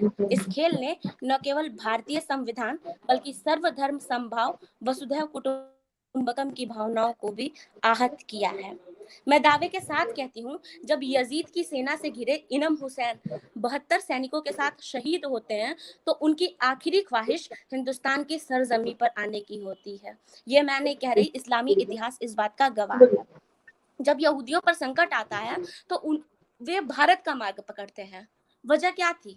वजह सिर्फ एक है, हमने धर्म की विभिन्नता को रक्षा व राज्य के नीति निर्देशक तत्वों में बाधा नहीं बनने दिया। हम भारतीय राजनीति को छल, छद्म और उन्माद से दूर रखते गए। हालांकि अन्य लोगों ने हमेशा हमारे साथ धोखा किया। भारत व सनातन को समाप्त करने का कुचक्र रचा गया, परंतु वीर कसवनी माँ भारती के वंदनीय लाल समय समय पर भारतीय राजनीति को धार्मिक पाखंड से बचाते रहे। फलतः भारत की अस्मिता आज भी सुरक्षित है। भारतीय राजनीति पंथ निरपेक्ष व गुट निरपेक्ष रही है। सभी धर्मों का सम्मान करना हमारे खून में समाहित है। हाँ, धर्म धार्मिक अनुष्ठान व्यक्ति के निजी विषय हो सकते हैं। धर्म का घर से निकलकर धर्मस्थल तक जाना तो उचित है, परंतु धर्मस्थल से सड़क और सड़क से संसद तक जाना यह कतई उचित नहीं है। मेरे समझ में राजनीति का एक ही धर्म है, जन कल्याण। अन्य किसी धर्म के लिए राजनीति में कोई स्थान नहीं है। यतो धर्म ततो जय। यह सूक्त बताता है कि धर्म की विजय होती है। युवा अपने धर्म का पालन करे, नेता अपने धर्म का पालन करे, सेना अपने धर्म का पालन करे, मीडिया अपने धर्म का पालन करे। धर्म की व्याख्या सबकी अलग अलग है। हाँ, धर्म आए या ना आए, मैं एक बात स्पष्ट कहना चाहूंगी कि धर्म आए या ना आए, परंतु कर्तव्य का समावेश हो तो काफी अच्छा है। और राजनीति में जन सेवा को छोड़कर दूसरा कोई धर्म नहीं होना चाहिए। और अंत में विश्व कल्याण की भावना के साथ मैं अपनी वाणी को विराम देती हूँ। काले वर्षतु पर्जन्य पृथ्वी शस्यशालिनी देशो अयम शोभरहिता मानवाः सन्तु निर्भया सर्वे भवन्तु सुखिनः सर्वे सन्तु निरामया सर्वे भद्राणि पश्यन्तु मा कश्चित् दुःखभाग् भवेत्। जय Hind. Thank you, sir. Thank you, F7. Now I'd like to call A2.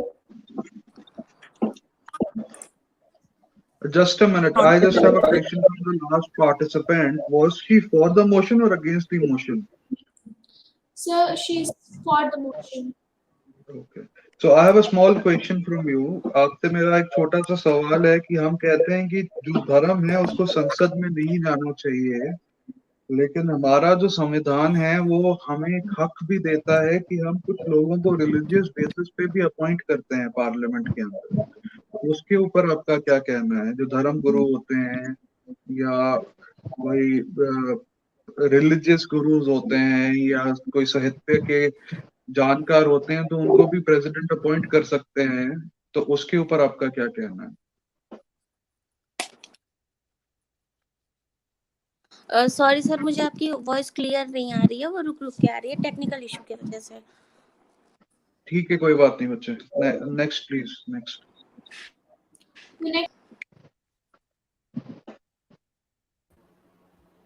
Ma'am, I hope I'm visible and audible.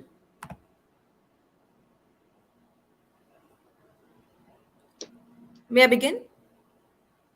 You're not visible. You're audible, but you're not visible. Sir, I've switched on my camera. Am I visible now? Yeah, you're visible now. Yeah. All right. So I'll start in 3, 2, 1.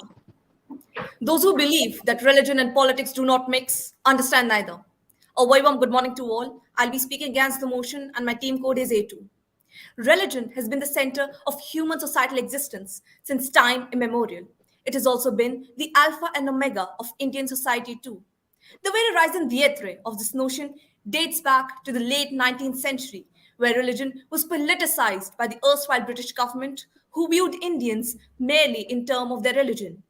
And they further exploited it to create an entrenched sense of communally hardened identities, which the Indians have held on to for more than 7 decades now. The point to be driven home is that it isn't realistically possible to separate religion and politics in a country like India, wherein people's surroundings are in a large way shaped by those very identities.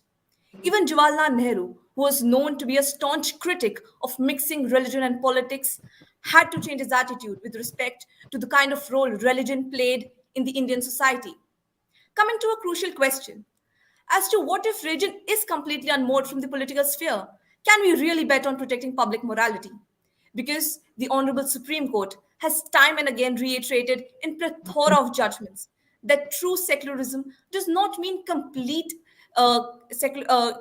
separation of religion from politics. It is rather extending equal treatment to all. Then why do politicians indulge in religious appeasements and addresses? Well, the answer is very straightforward, for vote banks. But then vote banks as a concept is not parochial to India. In the US, there is the Hispanic vote, the blue collar vote, which is akin to the Muslim Dalits votes in India, wherein politicians go out of their way to woo these particular groups and pander to them to cater to their basic needs and necessities, which are specific to them. This further increases the collective manifold of people. And I believe if a particular region or community is being taken care of by a particular party, is it really synonymous with divisiveness? Why do we actually insinuate it to be against public morality or a stroke on humanity? Rather, when the politicians who address people in name of religion are elected to power, we are ready to keep a check on them, wherein it increases the collective manifold of people and enhances their bargaining power. Now, religion is a complex and a morally ambivalent phenomenon, wherein the real solution lies with the sort of interaction we have with it. Further, we see that the only caution to be exercised is that while catering to the needs, desires, and the necessities of a particular section of society, it mustn't overwhelm the other sections of society that exist in the country as well. And it is important that this is the way we can move forward by understanding the sort of interaction and interpretation we must have with it. And this way, it is neither against public morality nor a stroke on humanity, and the rest will fall into place. Thank you.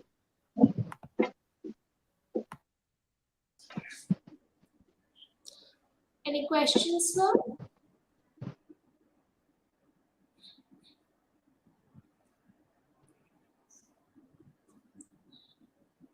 Thank you, A2. Now there will be a 5 minutes break and then we'll rejoin after 5 minutes.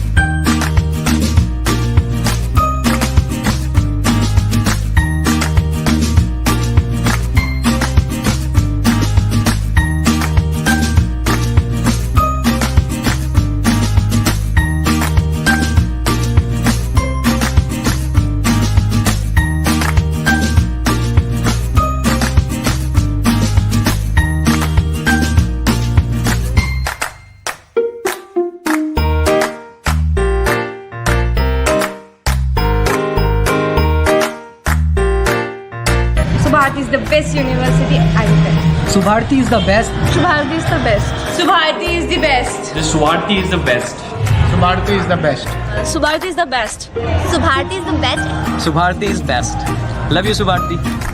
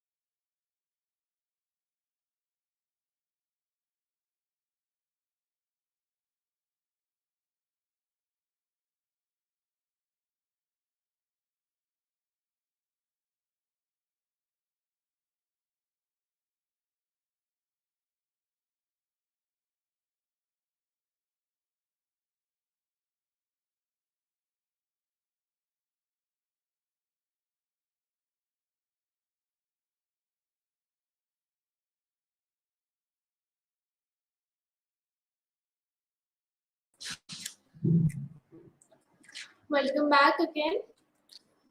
Now we'll proceed the session with F9.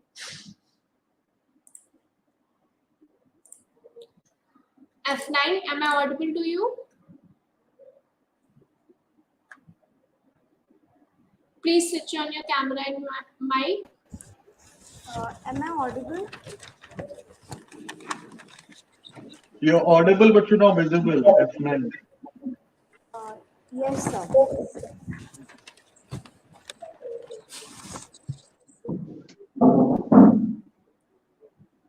Please switch on your camera and your mic, F9.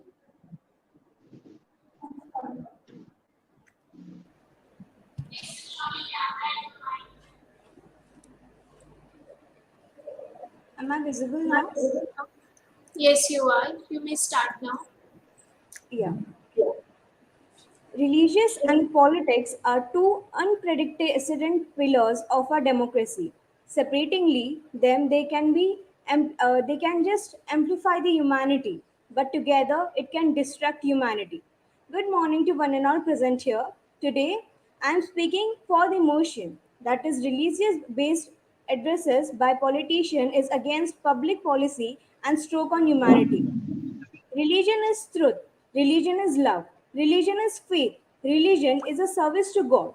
Religion is humanity. Religion gives teaching to a good human in a society. Whereas politics means to bring all the people together to identify the problems their citizens are facing to solve them. India is a birthplace of four religions, that is Hinduism, Jainism, Buddhism, and Sikhism. All know that India is a diverse country in which people belonging to different religions stays together. Even though there is a large population of Hindus in country, but Indian Muslims are the third largest population in the world.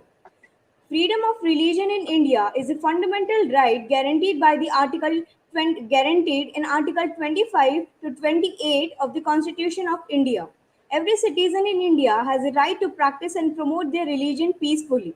If the Constitution itself has provided us with the right, then why the politician needs to address this issue further?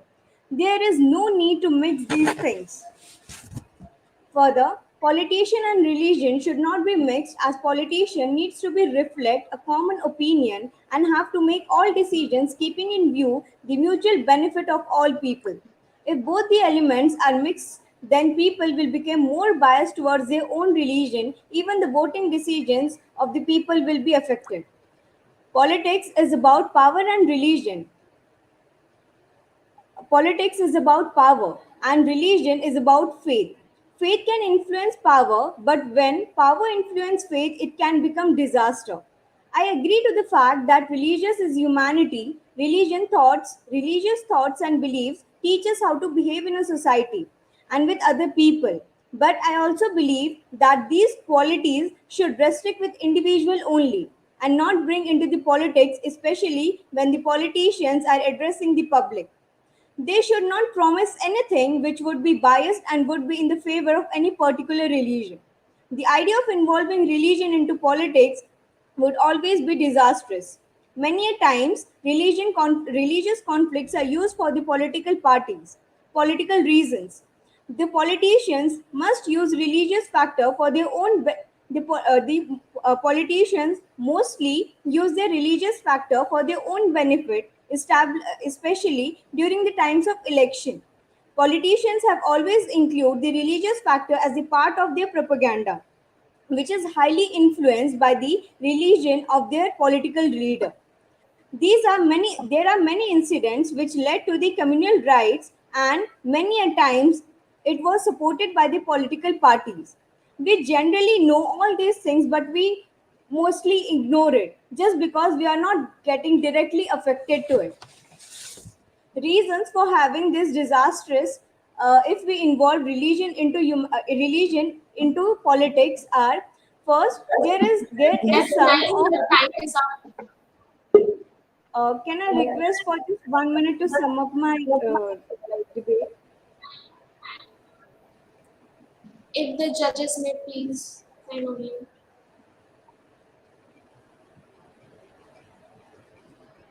Sir, your mic is off.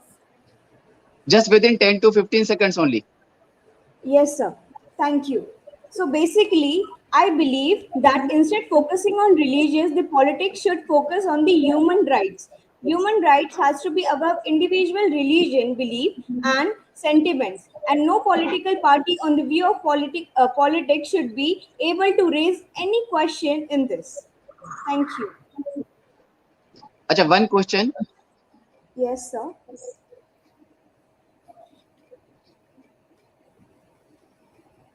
Has the participant leave the meeting? No, sir. Oh, okay. Okay. My question was, is the politicians are also the legislature, and the legislature has to enact on any personal law So as you talk, we should, yeah, there should be the difference between the religion and the politicians. Then in that case, the politicians are entering into the religious domain. So when the legislature is going to enact any law on personal matter, well, then what the legislature would do? What ideal situations, ideal circumstances you can mention here, which the legislature can do, and there should not be just considered an encroachment on the religious freedom of an individual. Thank you for the question. Uh, so, sir, there would be many circumstances when the religious would be there in the politics while making the decisions, or by the politicians. But my concern is it should not be the degree of getting into the religious perspective in the politics, that should not be so much that it will literally harm, and it will literally make a religion, give the religion the power to be in the dominance of other, as India is itself a diverse country. So getting into the religion perspective, involving the religious perspective, and while making the decisions based on some issue, should not get engrossed into so much depth that it would just harm the other religions or the belief of other religions also. Okay. Thank you, F9. Now we'll take A1. Yes, you are. You may start now. Those who say religion has nothing to do with the politics do not know what religion is. This is a famous observation made by Mohandas Karamchand Gandhi in his autobiography. Good morning, everyone. I, A1, shall be speaking against the motion on the topic of religious-based addresses by politicians are against the public policy and stroke on humanity. Religion is the foundation of every society and state. In the lives of most Indians, religion is integral. This has been evidenced by the result of 2015 Pew Research Center survey, which reveals that 8 out of 10 Indians believe that religion is indispensable in our lives. So, how can we, as a rational human being, expect politicians to separate religion from politics? There are various instances wherein religious politicians have contributed a lot for the betterment and development of the society. For the betterment and development of the society, let's take the example of Chief Minister of Uttar Pradesh, Mr. Yogi Adityanath, a Hindu monk and a politician who has managed to bring the economy of Uttar Pradesh to the second position in the country within the span of 5 years. And he proved the fact that a religious politician can be a good politician too. In today's world, most of the people are getting affected by the problems based on religion. And when a politician in his speech addresses this very problem, how it can be said that it is against the public policy? The law doesn't prohibit any dialogue or discussion of a matter which is concerned to the voters. Many thinkers believe that it was necessary for religion and politics to remain united. Thomas Hobbes argued that religion was vital for politics, as religion drives people to obedience, make them familiar with the laws, and how to live in a peaceful society. Also in a landmark judgment of 1995, the Apex Court equated Hindutva with Hinduism and called it a way of life, and said that a candidate was not violating the law if votes were sought on this plan.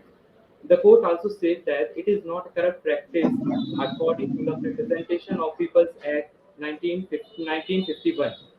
To put an end to this discussion, I would like to say that there are always some pros and cons of any policy. To get the greater cause, we have been, to get the greater cause, we have to take the greater good, and um, and this uh, and this politics and religion must be united to remain united to make people come together in our country, which because India is a very diverse in nature, and there are many different religious people stay.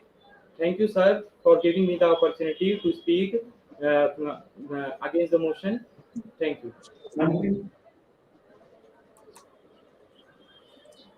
Any questions, sir?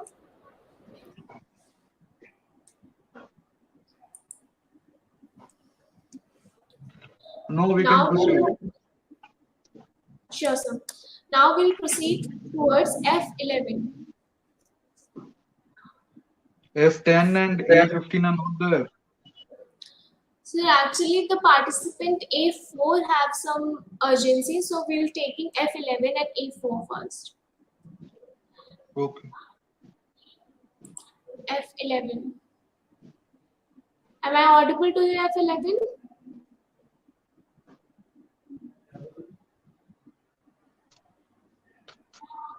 F11. Am I audible to you? Please switch on your camera and your mic.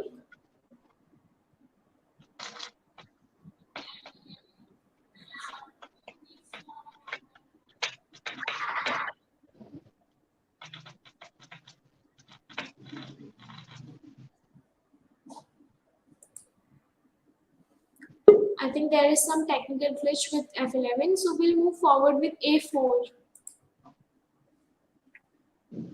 A4, please switch on your camera.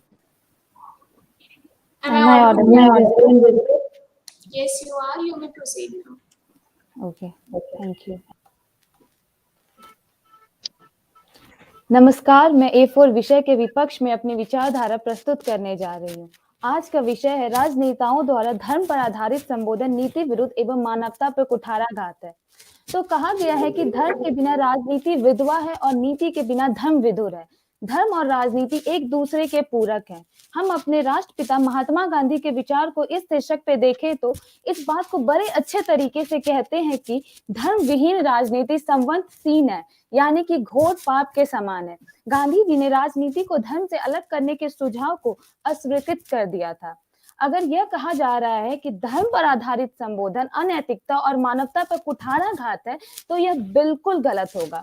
प्रख्यात समाजवादी चिंतक doctor Ram Manohar Lohia ने कहा था, धर्म एक दीर्घकालीन राजनीति है एवं राजनीति एक काल्पनिक धर्म है। यदि राजनेता धर्म से अलग होकर राजनीति करते हैं तो भ्रष्टाचार और अन्याय की ओर अग्रसर होता है। और तो और यह भारतीय संविधान भी इसका पक्ष पोषण ही करता दिखाई देता है। भारतीय संविधान के उद्देशिका में पंथ निरपेक्ष को अपनाते हुए हमारे संविधान सर्वधर्म समभाव की भावना के साथ सभी व्यक्ति के लिए भाग 3 के मौलिक अधिकार के अंतर्गत धर्म की स्वतंत्रता का अधिकार प्रदान करता है।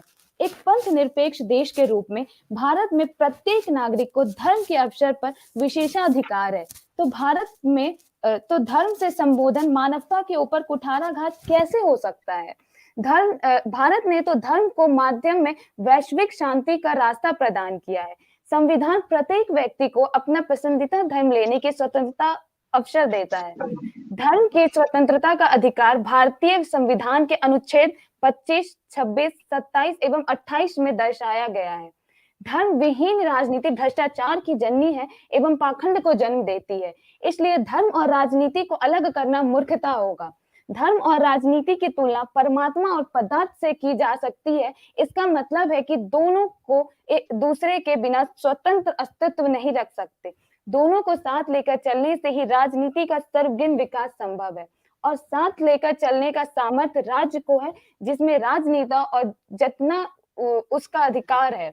इसलिए यह कहना अनुचित होगा कि धर्म पर आधारित संबोधन मानव के ऊपर कुठाराघात है, बल्कि हमें यह कहना चाहिए कि राजनेता ऐसी नीति का निर्माण करे जिसमें धर्म की नैतिकता के साथ राजनीति के आदर्श पैदा हो सके, जिसमें मानव का सर्वगिन विकास संभव हो। कुछ लोग हैं जो धर्म को अफीम मानते हैं, वैज्ञानिक दृष्टिकोण से दुनिया को चलाने का पुरजोर समर्थन करते हैं। दरअसल धर्म की रूढ़िवादी घोषणा पर वैज्ञानिक दृष्टिकोण के नाम पर इस दुनिया का जितना नुकसान पिछले 100 सालों में किया गया था, उतना जब से मानव सभ्यता अपने अस्तित्व में आई है कभी नहीं हुआ। जो सबसे विकसित और वैज्ञानिक देश होने का दावा करता है, उस अमेरिका ने दुनिया को नष्ट करने के लिए परमाणु हथियार बना रखे। अब आप कहेंगे इसमें विज्ञान की क्या गलती है? तो यही बात धर्म पर लागू होती है। जब धर्म राज के विस्तार का साधन बन जाए, वह धर्म नहीं होता। धर्म मानव के आत्म विस्तार का साधन है। बाहर के मुल्कों का घोषित धर्म केवल राज के विस्तार का साधन मात्र था, जबकि भारत का धर्म अत्याधुनिक है। आज आवश्यकता है कि धर्म के मूल्यों को बड़े सरल तरीके से समझकर उसके आधार पर राजनीति करें, ताकि हर भारतीय अपने सर्वोच्च मूल को प्राप्त कर सके। Before your time is up.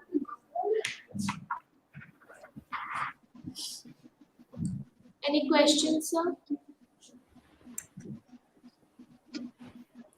So you are on mute. Just जैसा कि आपने कहा कि राजनेताओं को एक ऐसी नीति बनानी चाहिए जिसमें कि धर्म का इस्तेमाल राजनीति में बहुत अच्छी तरह से किया जा सके। तो क्या आप कुछ सुझाव दे सकती हैं उस नीति के बारे में कि किस तरह की नीति बनाई जानी चाहिए? सर, इस तरह की नीति बनानी चाहिए कि जैसे कि हम हिंदू, मुस्लिम, सिख, ईसाई सबके ग्रंथों से कुछ ऐसा विशेष लेना चाहिए जिससे हर रिलीजन, हर धर्म को आगे रखा जाए, और जो हर धर्म को आगे बढ़ाए। हर ग्रंथ से कुछ ऐसी चीजें लेनी चाहिए जो हर व्यक्ति के लिए लाभदायक हो।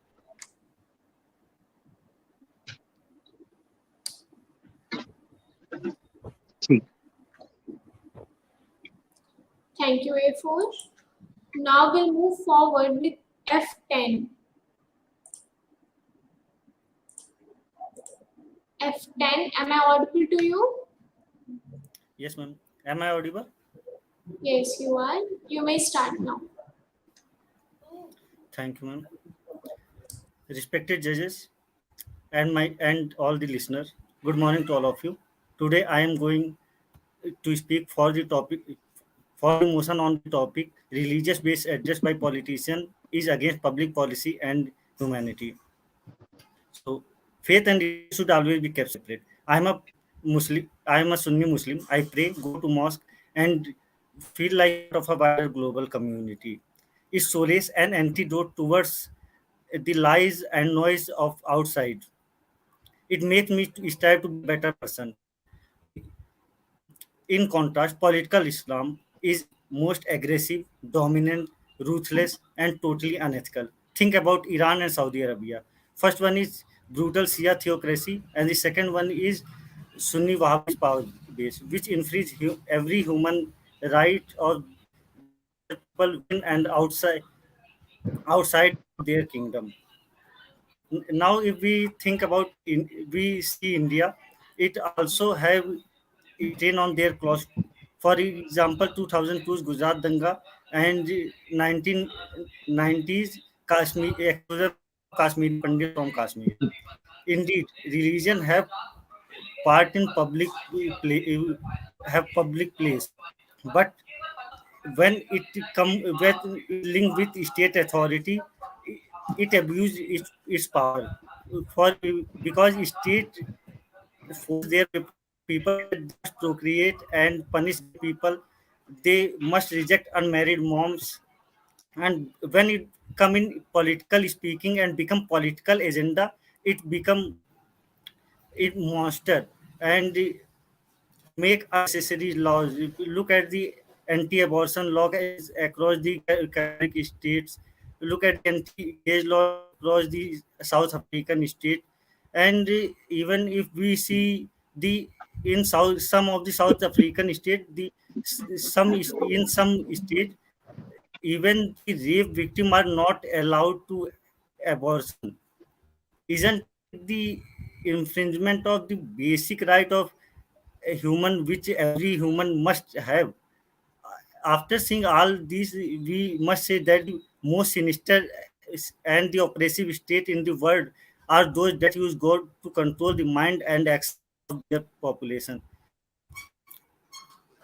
The politicians use the religion, but they forget that by using religion in their public speaking, they spread hate. And in the words of Mahatma Gandhi, hate is like cancer, which which corrodes our vital unity and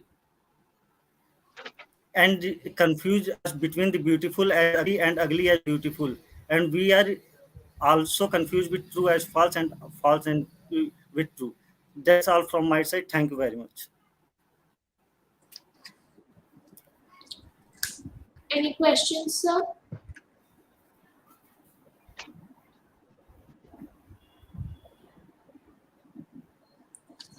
Thank you, F10. Now we'll move forward with A15.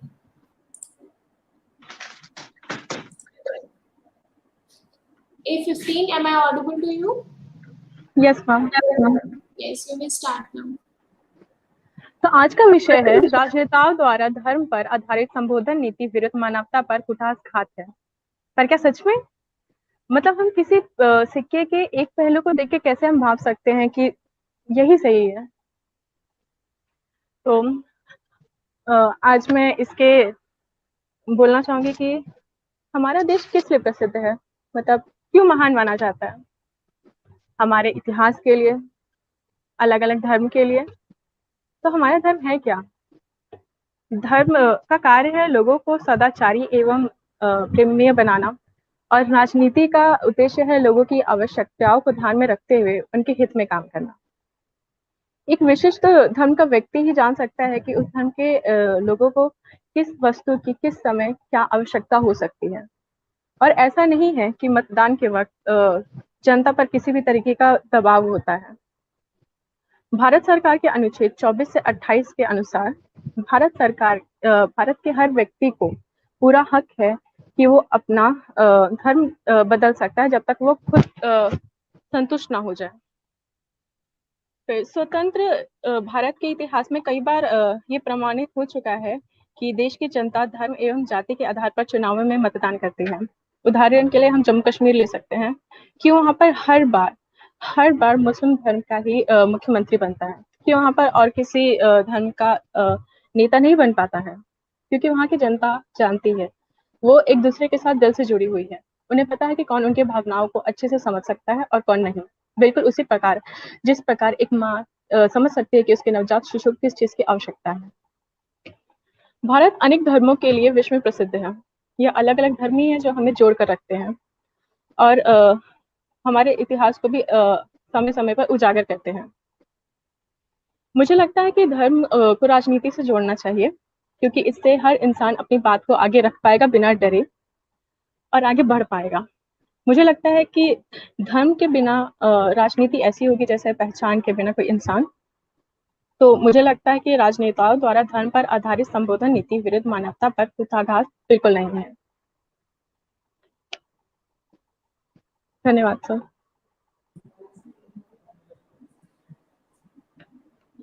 Any questions, sir?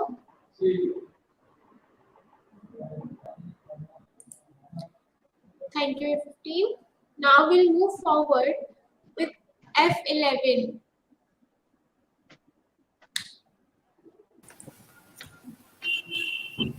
Am I audible to you, F11? Yes, am I audible? Yes, you are. You may proceed. All right. There is only one religion, though there are hundreds of versions of it. The very fact that they are so many and so different is enough to prove that the word religion cannot stand for any single principle, but rather it's a collective term. Greetings to everyone. Today I'll be speaking in favor of the notion. In a country where there are so many religions and dialects, the only way to reduce internal tensions is to inculcate tolerance and coexistence, which cannot succeed without respecting pluralist ethos. The only way to weaken a stronger enemy is by dividing them. That's what English did, and the same philosophy is being followed by the politicians of the nation. You ask me how? Role of the Grand Old Party in India in early 80s was nothing but exploitation of religious sentiments. On the other hand, the right-wing political party exploited the religious controversial issues to their advantage. Now, it's quite evident that they are using nationalists as a vote bank. Statements like destroy the womb that gives birth to two terrorists, or if police is removed for 15 minutes, we will finish 100 crore Hindus, are a few examples of how hate speeches are directly proportional to communal violence. This is what they do. This is what they do. They will hard with grudges through propaganda, which is obviously against the public policy. And after all, who suffers? We, the common people. When NRC process was announced in Assam in 2018 due to 1971 migration, it was clear that people of a particular community have been targeted because of their religious belief. Moving forward to Kashmir in 1990, when Kashmiri Pandits were forced to leave their hearthstone, and in the western coast of India in 2002, the very remarkable year 2002, when the Muslims of Gujarat have been the target of unprecedented brutality at the hands of those who were meant to protect them. And recently, after the Karnataka High Court verdict on hijab ban, when people protested, the party in power said that it was wrong to criticize the HC verdict. But 4 years back, after the Sabrimala case, the party said Supreme Court has insulted Hindus by interfering in the matters of faith, and this verdict had given rise to unrest, turmoil, and divisiveness. This is nothing but hypocrisy and duplicity. These politicians, for their petty gains and insatiable lust for power, can go to any extent, do anything. So, my dear worthy opponents, how can you say that it is neither against public policy nor it's a stroke on humanity? Haridwar hate speech and October 2021 being known as festive season of hate are the consequences of amalgamation of religion, politics, and public administration. As said by Genocide Watch Chief, genocide is not an event, it's a process. It is a process, and India is at its eighth stage. India is at its eighth stage, excluding people from citizenship, beef brigade, love jihad. All these fall under the 10 stages of genocide. And if this is not alarming bell, then I don't know what is. India is a land. India is a land where indicators of peace were born. However, every now and then the country witnessed sustained periods of gruesome violence and a horrible disregard of human rights that question the very secular fabric of the country. On the one hand, where religion means to tie or bind together. On the contrary, our pious politicians are creating facade in the name of the religion. So better with real eyes, do realize about their real lies. I would like to conclude by just saying the lamps are different, but the light is still the same. Now I urge my opponent to oppose this motion. Thank you. Thank you, F11. Any questions, sir? No. Okay, now we'll move forward with F12. Am I audible to you, F12? Am I audible and visible? Yes, you are. You may proceed. Okay. All right. A very good morning, everyone. My team code is F12, and today I'll be favoring the motion religion-based address by politicians is against public policy and a stroke on humanity.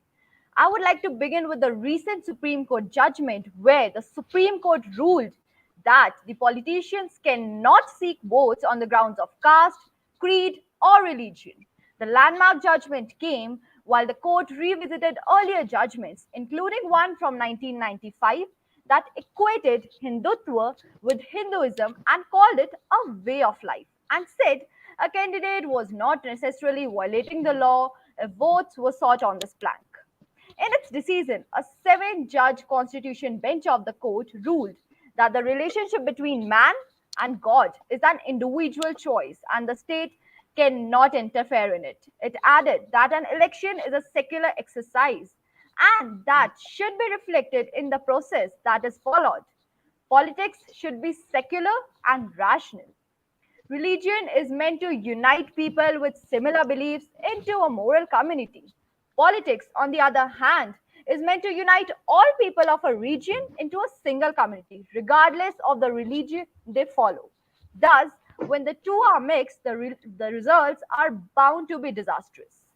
Politics need to reflect a common opinion and have to make all decisions keeping in view the mutual benefit of all the people. If you simply go by the laws in India, which is a secular country, of course, then definitely, as per it, the two things should not mix with each other. If both the elements are mixed, people will become more biased towards their own religion. Whenever mixed, the voting decisions of people have been affected. In a country like ours, where people of innumerable religious beliefs sustain together, it will not be a wise decision to favor a particular religion. Whenever our political leaders had tried to favor one religion over the other, it has led to communal violence. This vote bank politics is also a major reason for the hatred between Hindus and Muslims in India. And while we are here, I would like to say if a democracy's voters is largely comprised of indoctrinated voters who vote how they are said by their thought leaders, then it's not a democracy at all. To prevent them from unduly influencing each other, religion has to no say in science or policy, and the state has no right to dictate and enforce what we are to believe. In a nutshell, I would like to conclude politics is about power, and religion is about faith. Faith can influence power, but when power influences faith, it can become a disaster. Faith always leads to principles and values. Faith and state should always be kept separate. Thank you.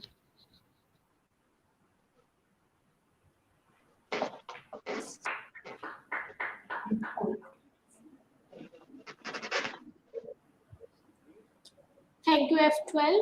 Now we'll move forward with A6. Am I audible to you, A6? Am I clear? Yes, yes. Am I audible and visible? Yes, you are. You may proceed now. Thank you.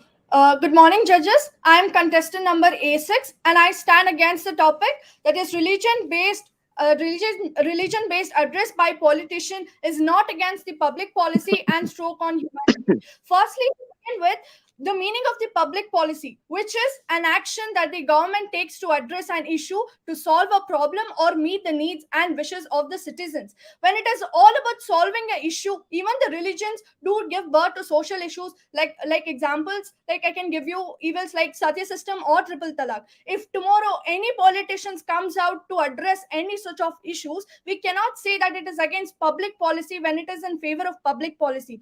Politician addressing caste system or untouchability present in a particular religion and his requesting to stop such practices, it neither amounts to anything against the public policy or stroke on humanity. Also, but to a greater extent, it enriches the values that is stated in the Constitution of India and tries to promote humanity in a larger extent. Just like secularism has two aspects, positive and negative, even the religion-based has two aspects, the positive and the negative. It is said that the positive religion-based address by politician is need of the hour, because when few people in religion community are trying their best to fight against each other and destroy the communal peace in a state or the nation, it is the whole responsible of the politicians who are the representatives of the public at large must address them and then try to bring them at peace and harmony. Stopping politicians from religious based address or any sort of legally permitted address will lead to violation of freedom of speech, which is stated under Article 19 of the Constitution. But there are many other reasonable restrictions. There are laws to govern them and stop them from spreading enmity between the two sections of the people. In my concluding remark, I would like to say that a knife can be used to chop vegetables and chop the head of the person at the same time. If a person uses a knife to kill somebody, then it's not the fault of the knife. It is the fault of the person who misused it. Just like that, religion-based address is also like a knife. It all depends on the person who's using it for what. Labeling or making people think it is against public policy and humanity will be wrong. But if any politician misuses it to spread enmity or hate in the society, then there are enough existing provisions in the law to send them to the jail and bar them from contesting elections too. Let's all have faith in the law of the land and the Indian judiciary. So I conclude by saying that the religion-based address by politician is not against public policy or a stroke on humanity. Thank you.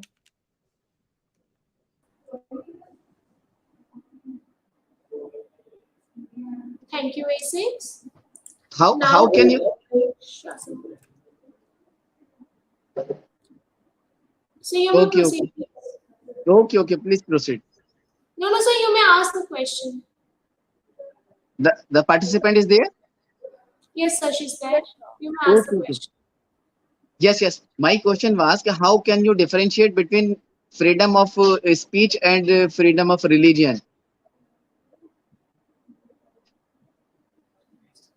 Am I audible? Sir, yes, sir. Yes, sir. Thank you for the question, sir. Yes, please. My answer for that is freedom of speech is also a part of freedom of religion. Those rights are not absolute, but they are applicable for any persons to use it, sir.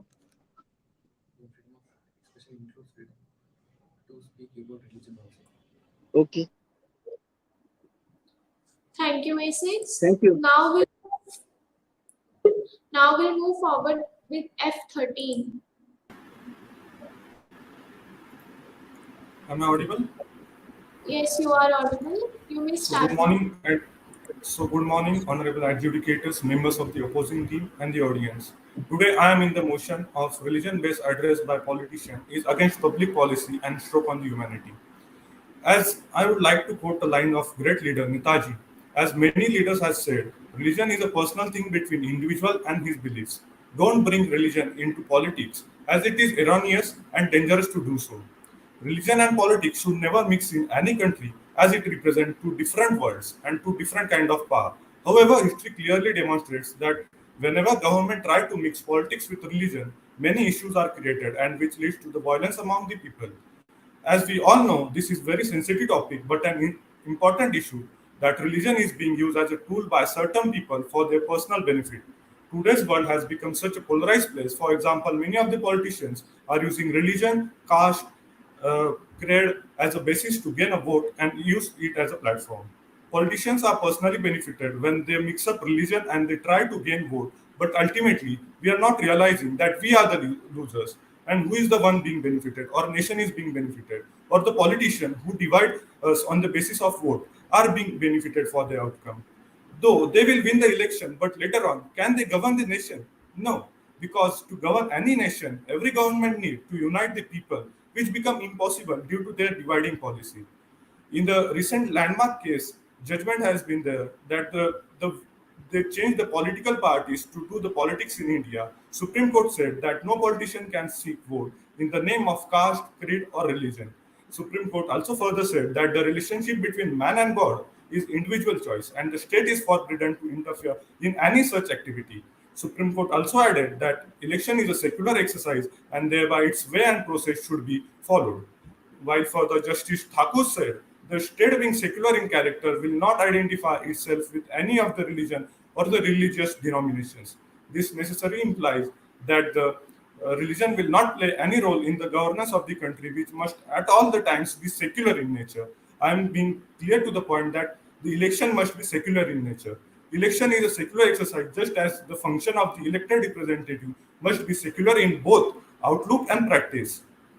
While this is a sensitive issue, through the inception of social media, past 4 to 5 years, several IT cells are basically trying to change the mindset of the youth. Take up any recent elections of any state, irrespective to the political parties, most of the politicians using the religion as a tool to gain the votes. While to sum up with all the points, like it's a time now to the, it's a time like it's our responsibility that we should act as a contributing factor for unity of each and every citizen of our nation. That we should unite and we should stop their rule and dividing policy, which are against the citizens and which are becoming more dangerous and also a stroke on humanity. As religions and politics are two unprecedented pillars of democracy, separately it can amplify humanity, but together it can distract the humanity as well.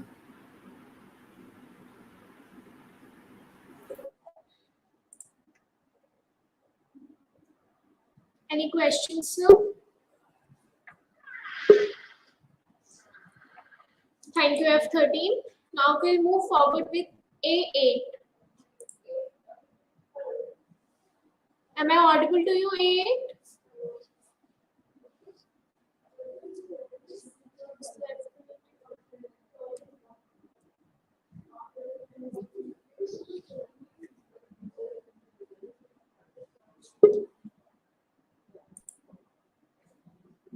Am I audible to you, A8? Yes, ma'am. Am I audible and visible? Yes, you are. You may start now. May I start? Yeah, thank you. We, the people of India, having solemnly resolved to constitute India into a sovereign, socialist, secular, democratic republic. A very good morning to all the dignitaries and all my worthy opponents. My team code is A8, and I strongly oppose the motion that is religion-based address by politician is against public policy and a stroke on humanity. We, the people of India, live in a country that is the largest democracy and a hugely diverse country. A country which is inclined towards secularism, which enshrines freedom of speech and expression, then how can a religion based speech be against public policy and a threat on against humanity? I would like to point out the concept of secularism enshrined in the preamble of India, which clearly mentions that there is no state religion and state has full tolerance towards all religions. When multiple religions reside in a same territory, then there will be opinion and those opinions will be healthy so that we can compare and contrast and likewise bind the good parts of each religious feelings. It is very well mentioned in the Constitution of India under Article 19 that every citizen has right to freedom of speech and expression and right to form opinions. Constitution is a protector of rights and it gives every implies certain obligations. We believe in right to freedom and right to free speech and expression. That is the public policy. And if we do not provide religious based speeches, then we will narrow down the very public policy of India, and that will be against the humanity, a stroke on humanity. Views are expressed and they are expressed to get into the very roots of problems of every religion. And if that is the derogatory to other religions, then that should be checked to the very opinion of that person who said it. To the indecency should be checked from the viewpoint of that most unreasonable person. And that can never be a threat on humanity. Right to vote has been granted to, furthermore, I would be talking about right to vote. Right to vote has been granted to citizens that are above the age of 18 years. Because by that time, their mens rea is fully developed and they are very much aware of what is going around them and they have the right to choose their own leader by having reasons for that. And if they get influenced by such religious speeches, then that is their own opinion, that is their own fault and not the person who is giving such religious speeches. Lastly, I would like to conclude by quoting Albert Einstein. If you think politics and religion cannot mix together, then you don't know either. Thank you so much.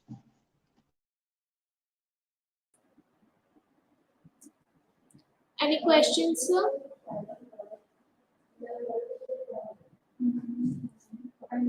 Thank you, 8. Now we'll move forward with F15. Am I audible? Yes, you are. You may start now. Good morning, everyone, and Jai. This is F15 speaking on the behalf of the topic, religious address by politicians is against the public policy and stroke on humanity. First of all, I would like to clear the fact that politics is about power and religion is about faith. Faith can influence power, but power influencing the faith can be a disaster. India is the birthplace of 4 religions and a multicultural, multi-religious, and whatnot. So this clearly depicts we have a fundamental right of religious freedom of religion. And this all means that our religion and politics is going hand in hand. But that's not the reality. The reality is कि आज के दिन में politicians are using a religious conflict as a tool to garner public votes, to garner public supports, and जो religion के basis पे divisions हैं, उनको टारगेट करके किसी एक के लिए, एक कम्युनिटी के लिए कुछ ऐसा कर रहे हैं जो उनके लिए अट्रैक्टिव है, एंड किसी एक कम्युनिटी के लिए ऐसा कर रहे हैं जो seems like a detriment to other. आज के जमाने में merging of religion and politics is like blurring the line of what is acceptable and what is not.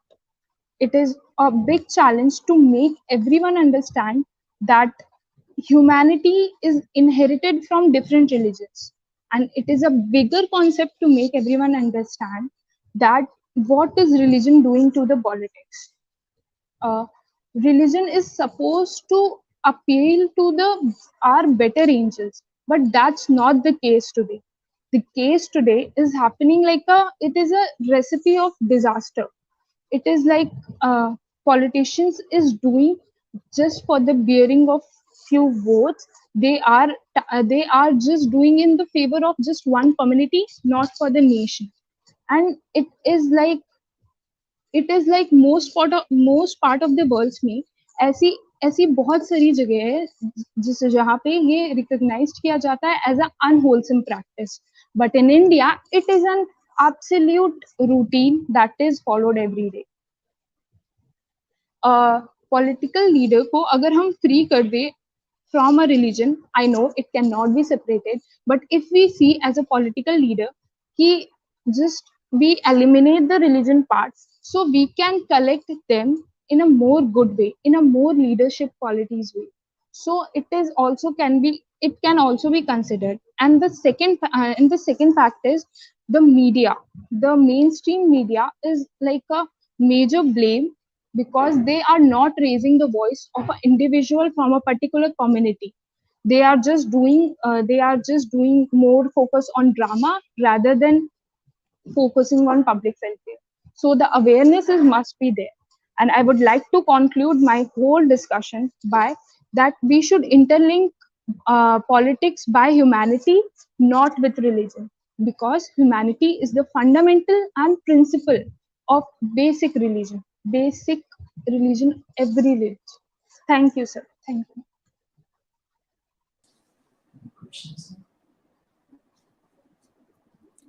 Any questions, sir? Thank you, F15. Now we'll move forward with A10.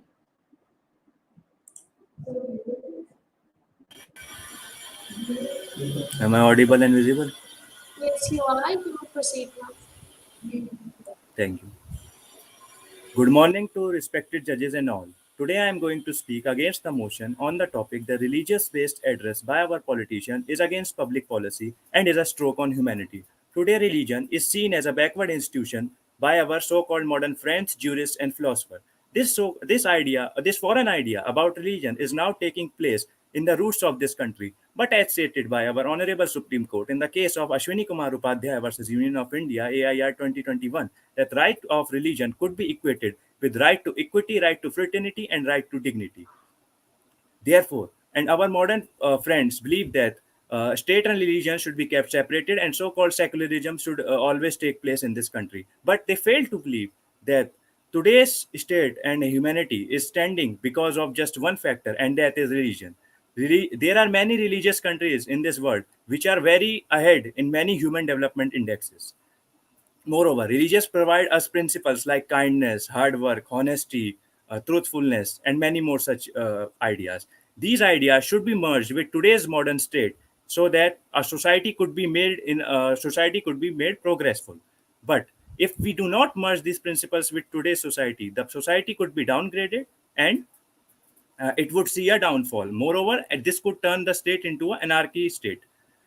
If religion-based address is done in elections, it could also be served as a uniting factor for voters and serve as a basis of communal harmony also. Moreover, Indian state has been a state since ages, which has aligned itself every time with religious principles. Like in ancient India, king's dharma was followed. In medieval India, principles of Sufism and Bhakti movement were on their peak. In modern India also, right to religion, Article 25 is a fundamental right. Article 29 and Article 30 grant several special right to the cultural and religious minorities in this country. If fundamental thing will not be mentioned in the election, then what else should be mentioned? It should be mentioned because it provides us morality and ethics, kindness. Uh, Also, Chanakya once said, "A man without religion is a man without mercy." So, to develop a merciful society, to develop a kind society, to develop a good society, like we see in the today's situation, like in Ukraine, today we need the teachings of Lord Buddha, not that so-called the communism and detachment theory from religion. So, religion should be a part of public policy. So, therefore, and it is also a medium to reach the masses of this country, because religion here serves as a uniting factor and to unite this country we had to take good things from every religion, and it should be made as a public part of public policy. Thank you.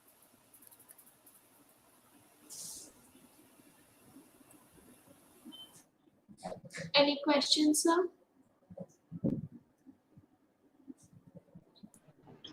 No, beta. Thank you, sir. Thank you, A10. Now we'll move forward with A20. And I would like to tell you that if F14 is absent.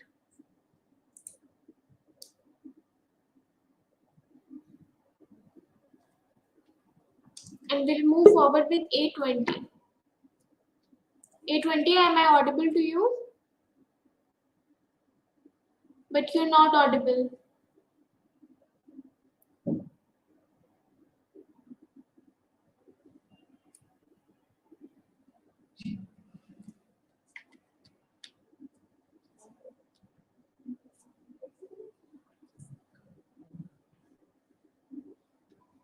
You're not audible, A20.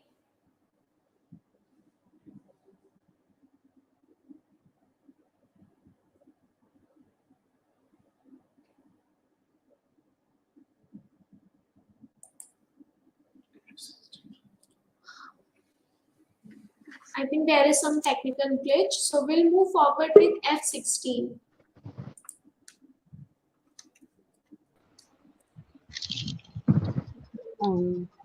Good morning, ma'am. Am I audible to everyone? Yes, you are. You may proceed now. Thank you. Mixing of politics and religion is a perfect recipe for disaster. We all know this, but we don't accept it. Good morning, everyone present here. I am F16 and I am here to present my views and share some light on why mixing of religion and politics is harm for the society and a stroke on humanity. We all know it, but we deliberately choose to ignore it. It has not only affected people mentally but also emotionally, which are mostly irreversible in people's lives because it leaves a permanent mark on them. Where we don't consider emotional and mental losses as a loss because no money is involved. But let me clear this also. The assets of people are also harmed on larger scale. Just imagine being a witness of demolishing of your own house, which you have built with your hard work, money, care, and nurtured it with everything you have in yourself. How disheartening it is. But we choose to ignore it. We are knowingly or unknowingly falling prey to the.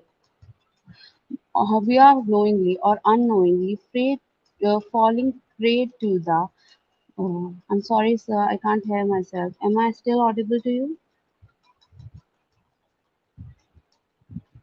Hello? Yes, you are audible. Okay, sir. Sorry for the inconvenience. We are knowingly or unknowingly are still falling prey to the mass manipulation done by the political leaders by blindly believing in them. We are forming a prejudiced thinking against some caste and religions because we are asked to follow that. Instead of getting to know them, we are stereotyping them, which is causing diversions among ourselves, and we are affecting our own society in that. If Our constitution gives us right of secularism. Why don't we as people do that? And why don't political leaders take that in consideration?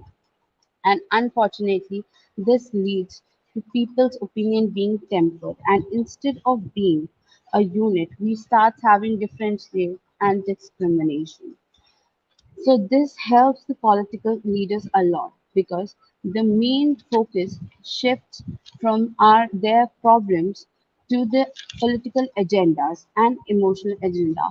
Now, even if we neglect these points, there are so many issues which are still prevailing in society in name of caste and religion by being manipulated by the societies or the political leaders. The biggest example which still exists and we consider them normal is honor killing and untouchability. We accept them as a long lost traditions, but we are not understanding that they are the cost of emotional and religion bifurcations. We remove ourselves as a different individuals and we leave our opinions in the sake of that. In many cases, there are a lot of problems. We should understand this thing. We should consider and change our opinion because it's not only in India, it has globally affected people a lot. Because even in France and other countries, people are targeting religions to get vote. It's only we who can change the society because we are the one who are choosing our leaders and we are the one who are giving them vote. Instead of being their vote bank by being bifurcated by religious cultures and caste, we should form an opinion and work for a government who wants to help us. Your And time this is is my up. concluding answer. Thank you, ma'am.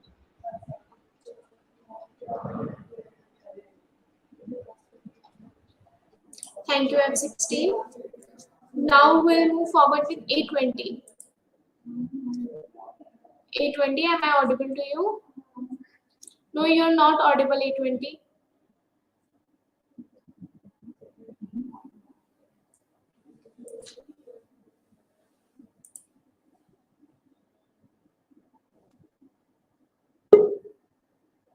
No, you're not audible.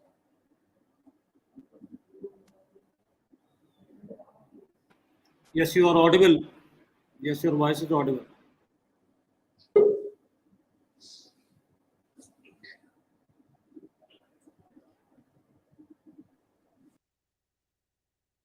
A20 is not audible.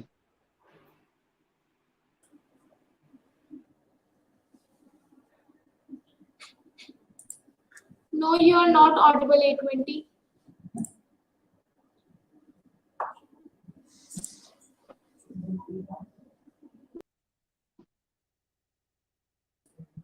Try to rejoin.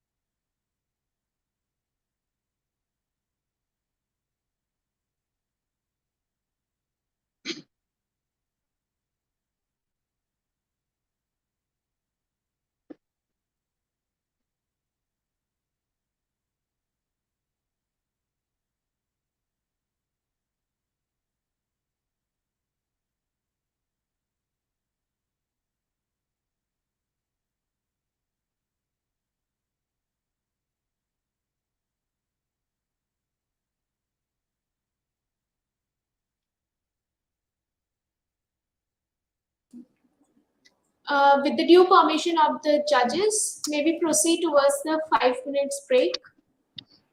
Yes, you can. This session is over? Yes, sir. Okay. Thank you, sir.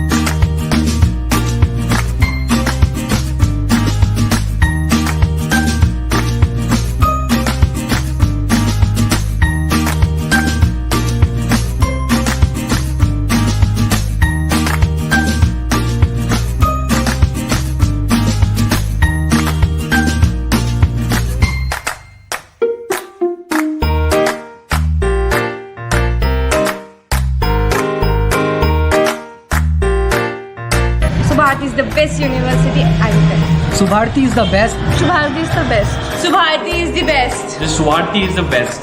Subharti is the best. Subharti is the best. Subharti is the best. Subharti is best. Love you, Subharti.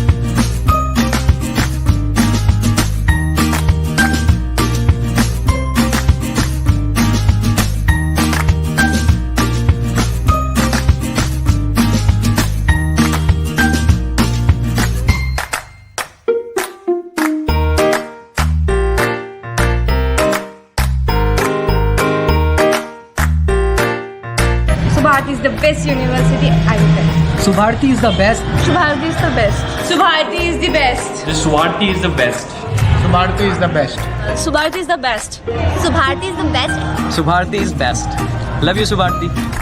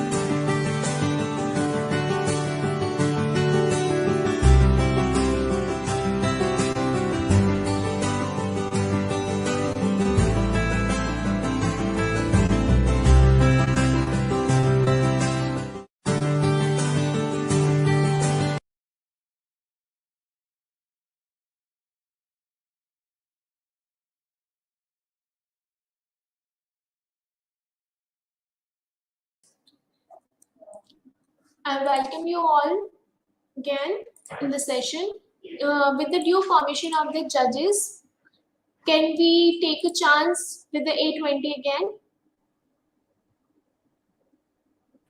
Yes, you can. Okay, thank you, sir. A20. Am I audible? Yes, you are audible now. You may start. Okay, really, I want to apologize for the inconvenience which has been created. So, okay, I would be starting with the self count of 3, 2, and 1. So, my patriotism is a substantive to my religion. I cling to India like a child to its mother because I feel that she gives me the spiritual nourishment I need. She has the environment that responds to my highest aspiration. These lines were being said by Shri Lal Bahadur Shastri ji. So, good afternoon to respected jury. I'm A20 and I would be expressing my views against the motion. So, somewhere or the other, often politics is being looked as a derogatory practice, looked down towards as an insult or some dirty practice. But being an element present here in the society, it is important to live, to unite, and to feel belonged, to recognize themselves. In this psychology, when some individual puts his or her religion as a frontier of their identity, it should be such act should be normalized. But to a some extent, everything seems to be fine. But if a politician misusing a certain religious religion in the name of forming the unity or in the name of generating awareness amongst his fellow beings. Secularism is the model in India that allows an individual to represent the community publicly, ensuring that all the citizens that no community shall be discriminated. And here, where we live in the 21st century, where we all somehow know the basic preaching of almost religious institution, that is to promote and follow the basic humanity. The basic objective of every religion is to promote peace and harmony. The teaching of Islam invite the people to live in a peaceful life based on the theism, justice, and purity. Peace in Islam is an eternal constitution. As the Bhagavad Gita says, the way of peace is achieved through the discipline. This ties into the teaching of ahimsa and correct dharma, as action towards can be determined and the outcome of the future rebirth. We live in a modern society where people are getting high degrees of education but would lack the moral values. Why do people always inculcate the wrong and get influenced by the toxicity or the elements which are present in the society? We need to train the minds of the people to inherent the positivity. The religion teaches us that's the peacefully and not getting driven by the hate speeches of the which are in connection with to the religion or to the community.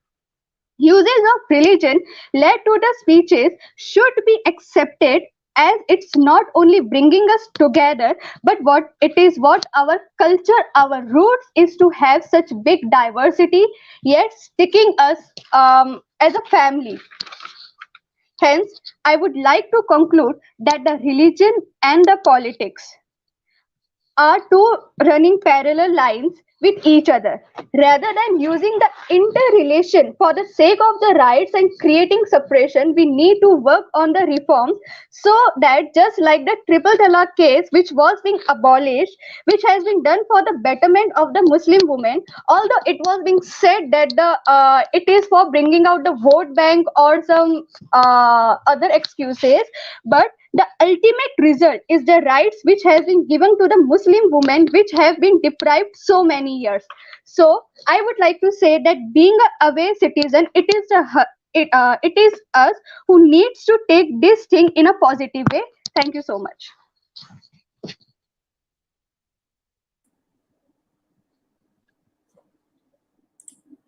Thank you, A20. Now we'll move forward with F17. F17, am I audible to you? Yes, am I audible and visible properly? Yes, you are. You may start now. The most sinister and oppressive states in the world are those that use God to control the minds and action of their population. A very good afternoon to everyone present here. My code is F17 and I'm going to speak for the motion on the topic religious-based address by politicians is against public policy and stroke against humanity. I firmly believe that religion and politics should always be kept separate. A great lot of millennials and young generation do not believe that politics and religion mix well, and I am no different. Politics has always been a dirty game, but it appears to be getting dirtier every day. And this is why politics and religion does not appear to mix well. Religion is supposed to appeal to our better angels, but that is not the case today. The merging of politics and religion has not been good for country because it blurs the line between what is acceptable and what is not. When we see political leaders appealing to one religious group to the detriment of another, or when we see religious authorities claim to speak for all people, we often wonder if a thriving democracy might require elimination of religion from public policies entirely. There are examples of autocratic countries like Hindu nationalism in India and Buddhist repression of Muslim minorities in Myanmar, which insinuates the catastrophic results of religion on politics. In India, the Supreme Court recently reaffirmed the secular character of Indian state, ruling that no election candidate can seek votes on the grounds of religion of their voters. The seven-judge bench headed by the Chief Justice T.S. Thakur ruled that the Constitution forbids the state from mixing religion with politics. The state, being secular in nature, is supposed to not integrate itself with any one particular religion or religious denominations. And this necessarily implies that religion should not play any role in the governance of the country, that must at all times be secular in nature. Election is a secular exercise, and religious-based address by politicians and elected candidates is against public policy. The recent judgment by the Supreme Court can potentially overturn the rules of games of electoral politics in India, where traditionally politicians have not hesitated to employ religion to woo its voters. According to Section 123, subsection 3 of People's Representative Act 1951, no candidate or his agent can seek votes on the grounds of religion, caste, language, community, and race. And any violation of the same would be deemed as a corrupt practice and would lead to serious consequences. At last, I would like to conclude my speech by saying that no political party can function by associating itself with a particular religion. And the same has been said in the Constitution of India. Keeping all religions separate from politics is the best way forward. Thank you, everyone. F17, I have a small question from you. You've stated that asking votes on the name of religion is a crime. But in practicality, is it there? In practicality, what I personally feel is that it has been happening every day in and out that people are asking votes. Hindu khatre mein hai. AIMM says something ki bhaiya Islam khatre mein hai. Somebody says Sikhism khatre mein hai. Somebody wants Khalistan. Somebody wants Islamic nation. Somebody wants Hindu Rashtra.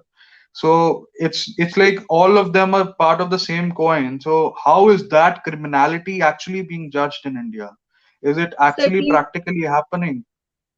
Certainly, Your Excellency, I would like to throw the light on that point. As I have mentioned recently, the Supreme Court passed a judgment which was headed by the Chief Justice T.S. Thakur, in which it was said that the elected candidate cannot seek votes on the grounds of religion of the voters, and this judgment has been passed recently in the month of March. And through this judgment, the Supreme Court made it clear that any person who is who is elected as a representative cannot from now on can provoke people to vote on the grounds of religion, and the same has been said in the People's Representative Act, and No, but implying that that is okay. My question is something else. Abhi, I'll change the tone of my language. Right now, we had elections in UP, right? If you have been a keen observer of the elections like I am, I don't think so. There has been even a single political party who has not asked votes on the name of religion. So my question is the People's Representation Act subclause 12, 11, whatever you said, is it being used in practicality? Yes or no? Your Excellency, certainly the act has not been used in practicality, but that is my I've got my contention. answer. I've got my answer. Much obliged. Thank you, F17. Now we'll move forward with A13. Am I audible to you, A13? Yes, ma'am, I'm audible. Okay, you may start now. Am I audible? Yes, you are. You may Okay. start. Good morning, honorable educators and the member of the opposing team. Today, I am against the motion. Religion-based address by politician is against public policy and stroke on humanity. Religion and politics have one common goal, that is to acquire political power and use to fulfill the aims of our nation. However, to achieve this object, their methods of different religion mobilizes religious sensibilities of people in order to get their support to capture power, while politics uses intrigue, diplomacy, and makes attempt to win public opinion, either democratically. If the system allows it or usurps power within the help of army, if the society is underdeveloped and backward, therefore in power struggle, both politics and religion make attempt to undermine each other. If religion holds political authority, its ambition is to exploit it to fulfill a divine mission. It claims that it derives authority from divinity and therefore its mission is holy. Motivated to reform society under the spiritual guidance, politicals, on the contrary, bereft of any value, directs its policy on the needs and requirements of the society, whereupon it obliges to change law and system of government accordingly. This is the basic difference between approaches of religion and politics. But religion determines its authority on divine laws which could not be changed with human intervention, while in pragmatic political approach, society should move ahead, change and adjust itself with the new arising challenges of time. In its secular approach, man is responsible to determine his destiny. He is not under the control of divinity, remain submissive and inactive. On the contrary, he is supposed to initiate and plan to build a society according to his vision. When religion is fully removed from politics, it becomes all more insular and more prone to abuse. Politics plays a huge part in our lives, and political policy is essential for a lot of ideas central to main faiths to come with fusion, the charity, togetherness, human dignity, enabling family life to economically viable. Fighting homelessness and destitution and opposing war and the violence, these ideas should transcend left and right, and people of all faiths should hold our politicians to account for failing to build dignified and fair society.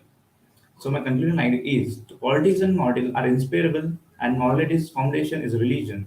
Religion and politics are necessarily related. We need a religion as a guide. We need it because we are imperfect and our government needs the church, temple, masjid, etc. Because only the humble enough to admit their sinners can bring to democracy. The tolerance is required in order to survive. Belief about society's equality comes from a faith and political beliefs we can extricate to or not we will wish to. Thank you.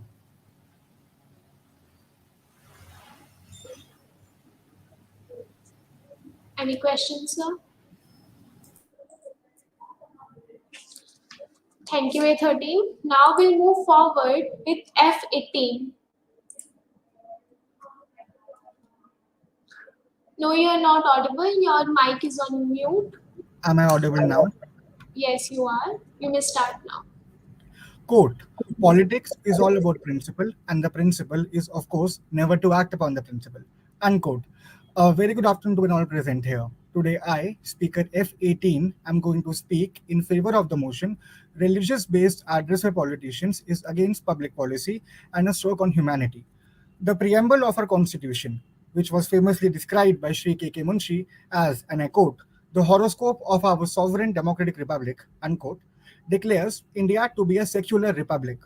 In the words of Sri H.R. Gokhale, who was the Honorable Minister of Law and Justice in Madam Indira Gandhi's cabinet, who moved the 42nd Amendment, he defined the term secular in the floor of the House, and I quote him, the state will not have anything to do with religion.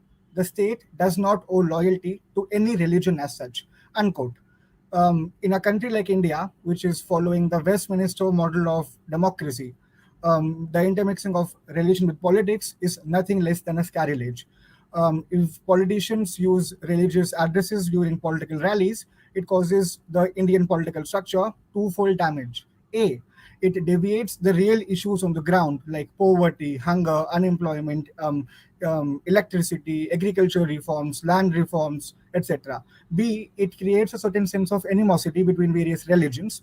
For instance, and if it's escalated, it results in riots. For example, the very recent Rajasthan violence of 2022, the Delhi violence of 2020, the Muzaffarnagar riots of 2013, the Kashmir genocide in the late 90s, and the Gujarat riots of 2002.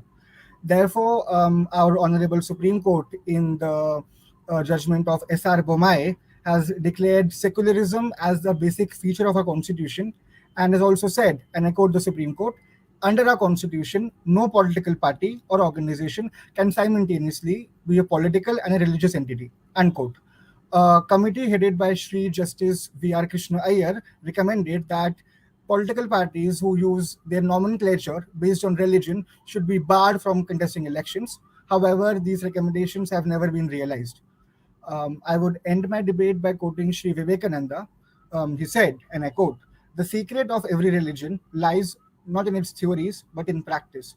To do good and be good, that is the essence of all religion, unquote. I hope all our politicians learn from great saints like Swami Vivekananda and they don't engage in such venomous activities like usage of religion into politics and hence stop polluting the very sacred nature of our democracy. Thank you. Jai Hind.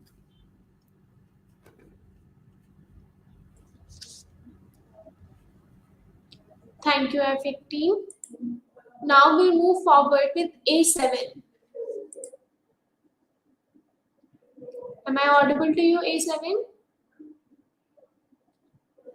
Please switch on your mic and your camera. जय हिंद। मेरा code A7 और आज का विषय है राजनेताओं द्वारा धर्म आधारित संबोधन, नीति विरुद्ध एवं मानवता पर कुठाराघात। मैं इसके विपक्ष में अपनी बात करूंगा। वैसे तो धर्म और राजनीति दोनों ही एक सिक्के के दो अलग अलग पहलू हैं, लेकिन इन्हें साथ साथ लेकर चलना ही हमारी प्राथमिकता होनी चाहिए।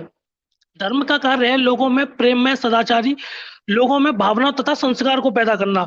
वहीं राजनीति का कार्य अर्थ है लोगों की आवश्यकताओं को ध्यान में रखते हुए उनके हित में कार्य करना। जब यह दोनों साथ साथ नहीं चलते तब हमें भ्रष्ट राजनीतिक और कपटी धार्मिक नेता मिलते हैं। वैसे तो हर राष्ट्र की नींव उसकी सभ्यता और संस्कृति ही होती है और सभ्यता और संस्कृति का उदय ही धर्म की पृष्ठभूमि पर होता है।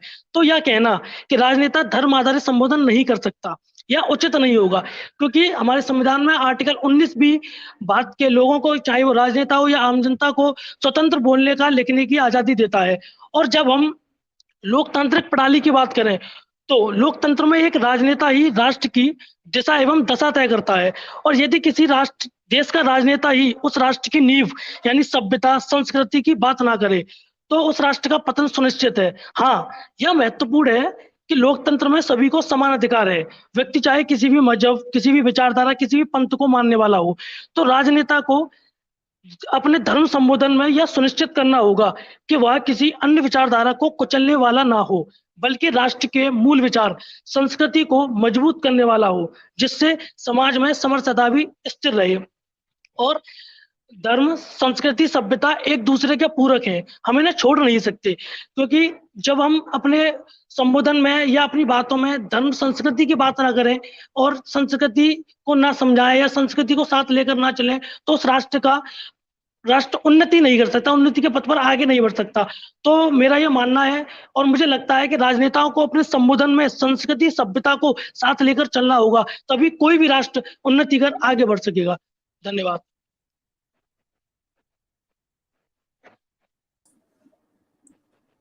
Any questions, sir? Thank you, A7. Now we move forward with F19.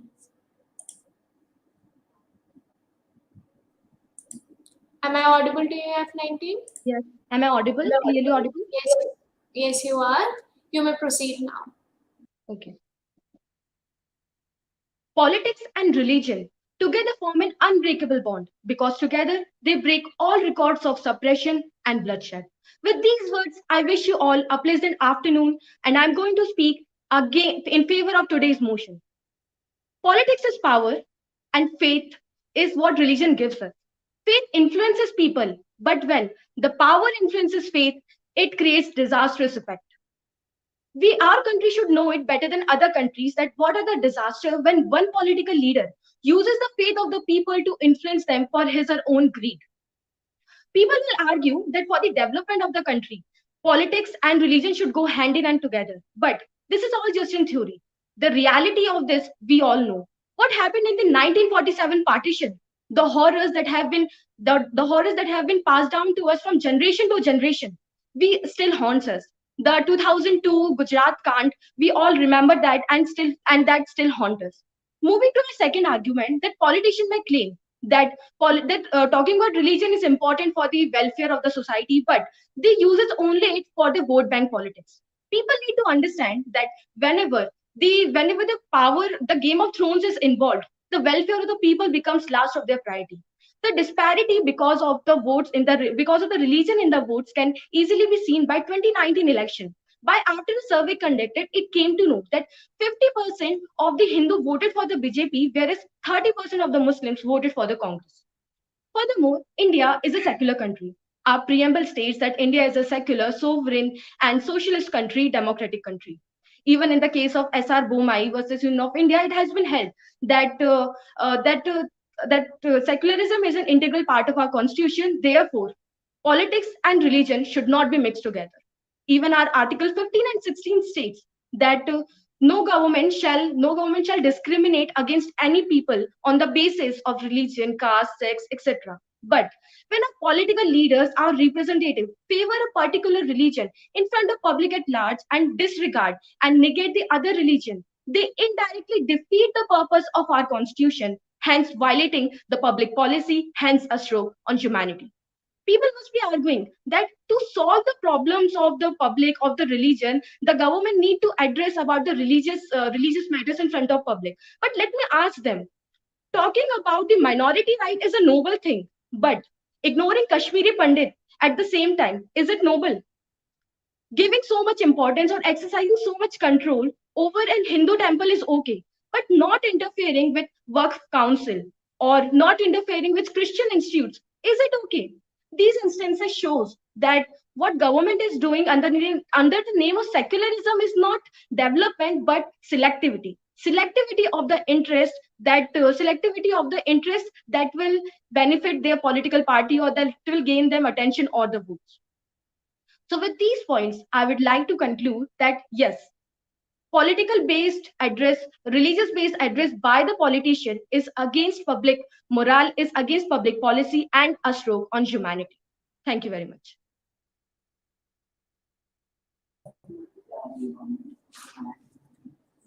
Any questions, sir? Thank you, F19. Now we'll move forward with A17. If someone could confirm if I'm perfectly visible and audible.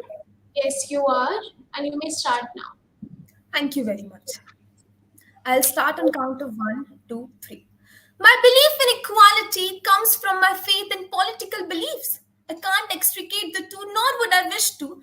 Good afternoon, respected judges and my worthy opponents. My code is A17, and today I'm going to speak against the topic that is religion-based address by politicians is against public policy and stroke on humanity.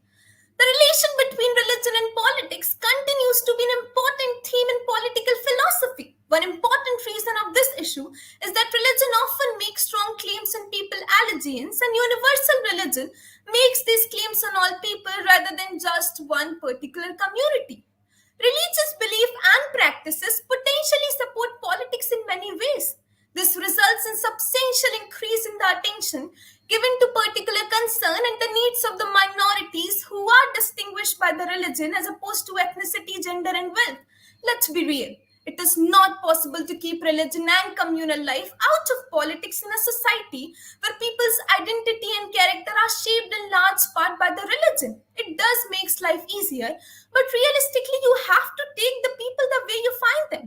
The principle that religion and politics should not be mixed is absurd. It is the spineless approach to social development that generates complacency and little less. I do agree that when religion and politics are both taken into consideration, there are tendencies to become insular and exclusionary. But when religion is fully unmoved from politics, it becomes all more insular and open to abuse. Politics have always played an indispensable part in our life, and political policy is essential for a lot of ideas central to the main faith to come to fruition, that is, enabling family life to be economically viable, fighting against destitution, homelessness, and opposing war and violence. Religious leaders have been deeply involved in anti fascist and anti racist struggles and often remain tenacious in their approach by advocating for human rights. Faith based politics or religious based politics isn't just down to winning election, but it enables the population to connect with their own culture. In a book published in 2011, Rethinking Religion and World Affairs, the author mentioned that religious leaders are necessary for the development of a country. Including religion in politics does not mean paying attention to what religious people do, how they organize their beliefs, themes, ideas, or even the pronouncement of religious authorities. Where there is a lively presence of religious organization, they are likely to be important in any democratizing effort. In Hong Kong's 2014 democracy protests, for example, leadership developed in Christian communities came to the force as much Christians had played key roles a century earlier on the mainland. Lastly, I would like to conclude by saying that religion has always been an integral part of politics, and it helps in honing the politics belief rather than being against public policy. Thank you very much.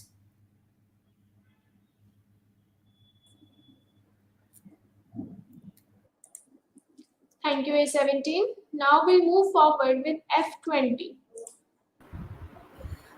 I'm F20. Good morning, all the judges. I'm in the favor of religion's address by politician is against public policy and a stroke. If you simply go by the laws in India, which is a secular country, then definitely, as per the two things, when mixed together, if both the elements are mixed together, the people will become more biased towards own religion.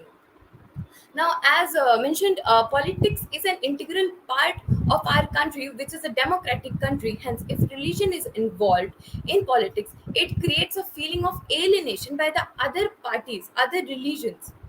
They feel ignored by the government, the politician, and thus a civil war-like condition may occur, which may harm the progress and the peace of the society.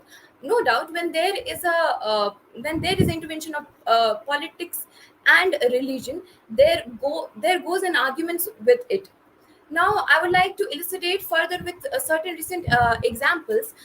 In Hyderabad, All Indian Majlis Ittihad Muslimuddin, South in Owaisi and brothers, what he mentioned in his speech, he provoked Muslims by saying that if the government withdraws police for 15 minutes, he can miscast Hindu population from the state. So this was one of the political speech given by him which provoked Muslims.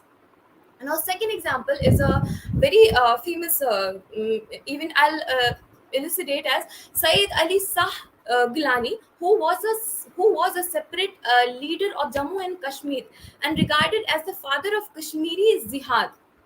What he did through his speeches, he basically provoked the Kashmiri Muslim youth and created a hatred among the minds of Kashmiri Muslim youth to hate the Indian government, the Indian army, Hindus.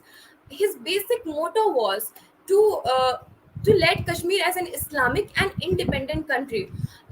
In Azadi conference, October 30, 2010, what his speech mentioned that how many Kashmir Muslims had been killed by Indian army's bullet.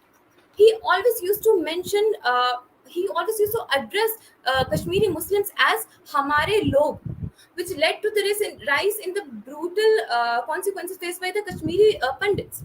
The other example I would like to elucidate is in Nagpur, Bhagwat in RSS Sabha, what he said that what he mentioned in the speech, all persons who live within India are Hindus, which is a derogatory line. While in country following of different religion belongs to different religion, they worship as per their belief, their cultures, which again created a riot in Gujarat. I would like to conclude with us. I would like to conclude my favor that fabric of Indian nation has been viewed like bunaई जिसको कहते हैं बुनाई by different religion, different cultures, different languages, which is why not only the people and the nation should protect, but the political parties should also be protecting the religion. If they mention it, they should be mentioning it in a mutual benefit of peace to the society at large. Thank you. Thank you, F20. Now we'll move forward with A9. Uh, am I audible and visible? Yes, you are. You may proceed now. I will like to start with quotation of Swami Vivekananda. I claim that no destruction of religion is necessary to improve the society, and that this sad state of society exists not on account of religion, but because religion has not been applied in society as it should have been. Honorable members of jury, respected learned seniors, and my dear friends, a pleasant good afternoon to one and all present over here. Today, I am here before you to speak against the motion religion-based address by politician is not against public policy and stroke on humanity. I am listening to my friends continuously. I'm sorry to say, but they have just rubbish about their religion. My question to all of them is, do you even know what the religion is? Real religion begins where this little universe ends. I'm feeling sorry for my friends who think that low-level politics by some low-level politician, which largely includes superstition, hate speech, totality, witchcraft, is really a religion-based politics. Religion deals with the truth of the metaphysical world. Religion does not consist in erecting temples or building churches or attending public worship. It is not to be found in books or in words or in lectures or in organization. Religion consists in realization. Religion is a service to God. Those who are indifferent to the welfare of their fellow men, whose hearts are empty of love, my big and strong question is, do those politicians really know what their religion is? And is their politics religious? The answer is big no. Religion has taught India to live in harmony and not take recourse to divide and rule. Religion lies in vitality of India, and so long as the race do not forget the great inheritance of our forefathers, there is no power on earth to destroy them. And even I don't think that it is realistically possible to keep religion and communal life out of politics in a society where people's identity and character are shaped in large part by religion. But with a strong note, I will say I'm talking about religion and not superstition. Yet, I am sorry to say the society that I see before me and the society from which I am talking to you is all superstition. And actually, we need religion based politics because religion comes with truth, morality, and even personal purity. But I know my friends will argue that religion does not give you a bread to eat. But I will shut them out with a poem of Swami Vivekananda. Again and again, you hear this objection advanced. What good can religion do? Can it take away the poverty of the poor? Suppose it cannot. Would that prove the untruth of religion? Suppose a baby stand up in front of you and ask a question. What give a religion do? Does it bring gingerbread? No, it does not for your answer. Then says the baby, it is useless. Baby judge the whole universe from their own standpoint, and that of producing gingerbread. And so the babies of the world, everything must be judged by their own standards, and the infinite must be judged by the standard of infinity. Religion permits the whole of man's life and only the present, not only the present, but the past and future. It is the eternal relation between soul and God. Religion is the relation between human thoughts and life. At last, I will say religion is realization. Religion is humanity. Religion based politics is a blessing. Until and unless it is religion based politics and not the superstition based politics. Thank you. Jai Hind, Jai Bharat.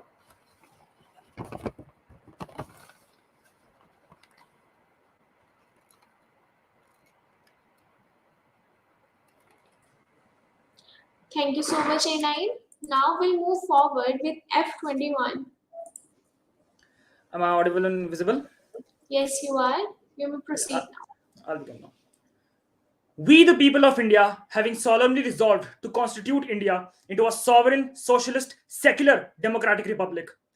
My dear friends who have spoken against this topic today, with these words from the preamble, what I'm trying to tell you and remind you is that any point you put forward today will be fundamentally challenged just by one word, which is secular. Politicians who are the legislators of our nation are a part of state, and state may recognize religion, but it should never be a part of it, as it goes against the secular nature of our country. Our first Prime Minister, Pandit Jawaharlal Nehru, had the same thought. He, in the 1900s, realized what our 21st century politicians failed to see. The father of our nation, Mahatma Gandhi, was shot dead because he believed in secularism. And I think our modern day politicians could learn something from him. Because if he was alive today, his heart would shatter seeing the state of politicians in our country who use religion into swaying the innocent public into voting for them. We all know that no right is absolute, and that includes religious rights. Article 25 of our Constitution restricts religious rights on the account of public order, morality, and health. So these politicians cannot be allowed to speak publicly about religion because it will create uncertainty in the society. And I don't think anyone needs a reminder of the amount of religious rights we've had since independence. And one thing that is to be made clear today is that I'm not against religion. In fact, I truly believe religion is what gives people peace in their lives. So religion is not at fault here. Every problem in our society that is supposedly the cause of religion is actually not. It's the people who practice it, who manipulate it, who mold it for their selfish gains. Great political scientists like Thomas Hobbes and Niccolo Machiavelli have talked about human nature, and both consider humans as selfish, greedy, and the one who seeks glory. And in a modern day India, that's how one would describe a politician. Are we forgetting the sole reason India was divided? Just because Muhammad Ali Jinnah, who was also a politician by the way, wanted a separate state for Muslims. And did that make things better? No, it did not. Even post-independence in a modern day India, we see a hugely divided faction, whether it is the RSS or the AIMIM. And both of these factions have somehow made the supporters feel like their religion is under attack, which is not true. Just for the purpose of maintaining and increasing their own power, these political factions make people care about problems which simply do not exist, which is the biggest and easiest way to hide the biggest problem, which is their corruption, their incompetence, and their bloodthirsty quest to increase the gap between the rich and poor. But what is more ironic about the whole situation is that both of the factions that I've mentioned have their origin of an unsecular nature running governments of a secular state. Do you not see the absurdity in this situation? Open any news channel these days. There will always be a debate going on about religion where the blame is being passed around here and there. This is what we've been reduced to as a country, that even after more than 70 years of independence, our main topic to talk about still remains religion instead of welfare and development. The basic fact for us to understand today is that a politician simply cannot mention religion when it comes to public activity, because even if it may cater to one faction, the other faction would feel utterly cheated and scared. And then the leaders of that other faction would use that same fear to turn in support for themselves. So no one in our country is actually voting for development, but just out of the fear for their own community and the fear of their own lives. We as citizens should understand that a politician simply only has two jobs, which is to work for the welfare of the people and to represent the people. And none of those jobs require for them to indulge themselves into religious activities. Thank you.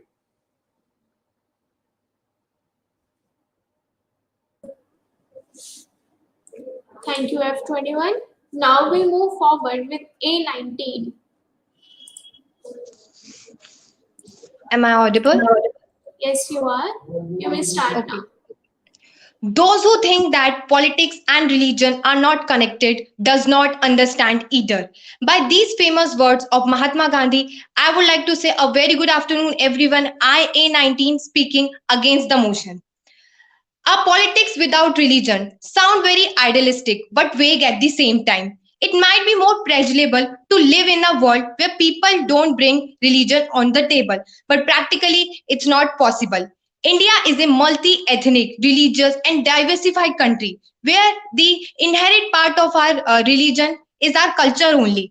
The basis of our democracy is religion only. So to solve the problems related to religion, we have to address it, and that will be addressed by the representative of people, that is politician. To solve the problems related to religion, the biggest example is of Sabrimala case. The Until and unless legislature have pointed out the issues, what was going on there, what the women were facing there, we don't know. But these types of issues has to be taken in front of the public. India is a secular state. We all know that. Article 25 to 28 provide right to freedom of religion and with reasonable restriction. So if a politician is speaking about some particular religion and he is not spreading any hatred, so that is not against any stroke of humanity or harming any public policy.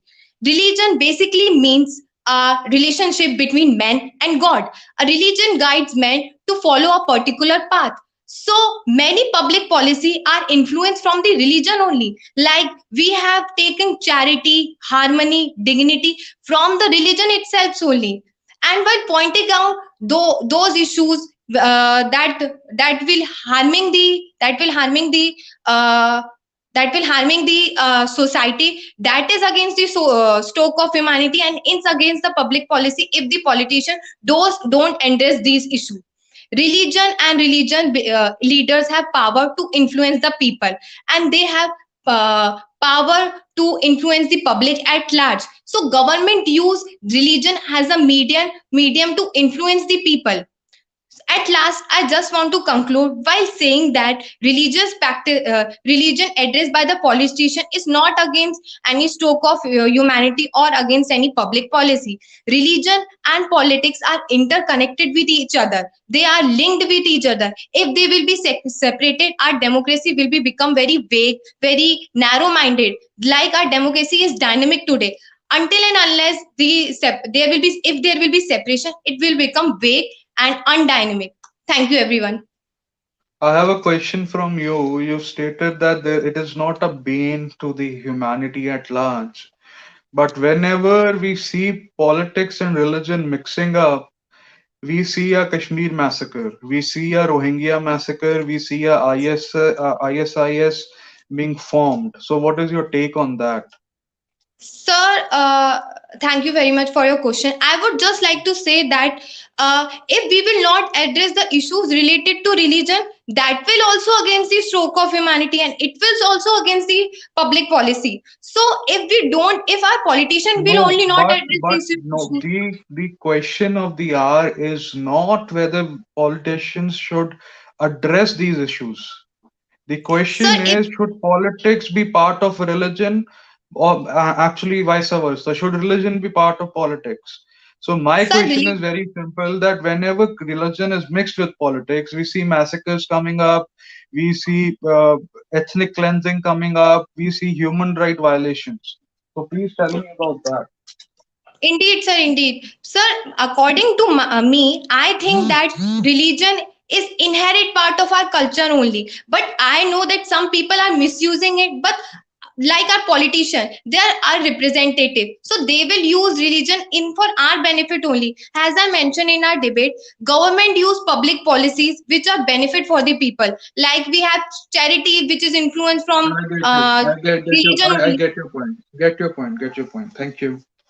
Okay, sir. Okay.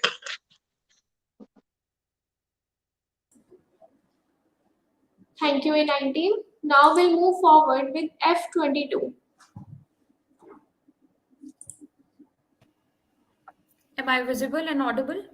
Yes, you are. You may start now.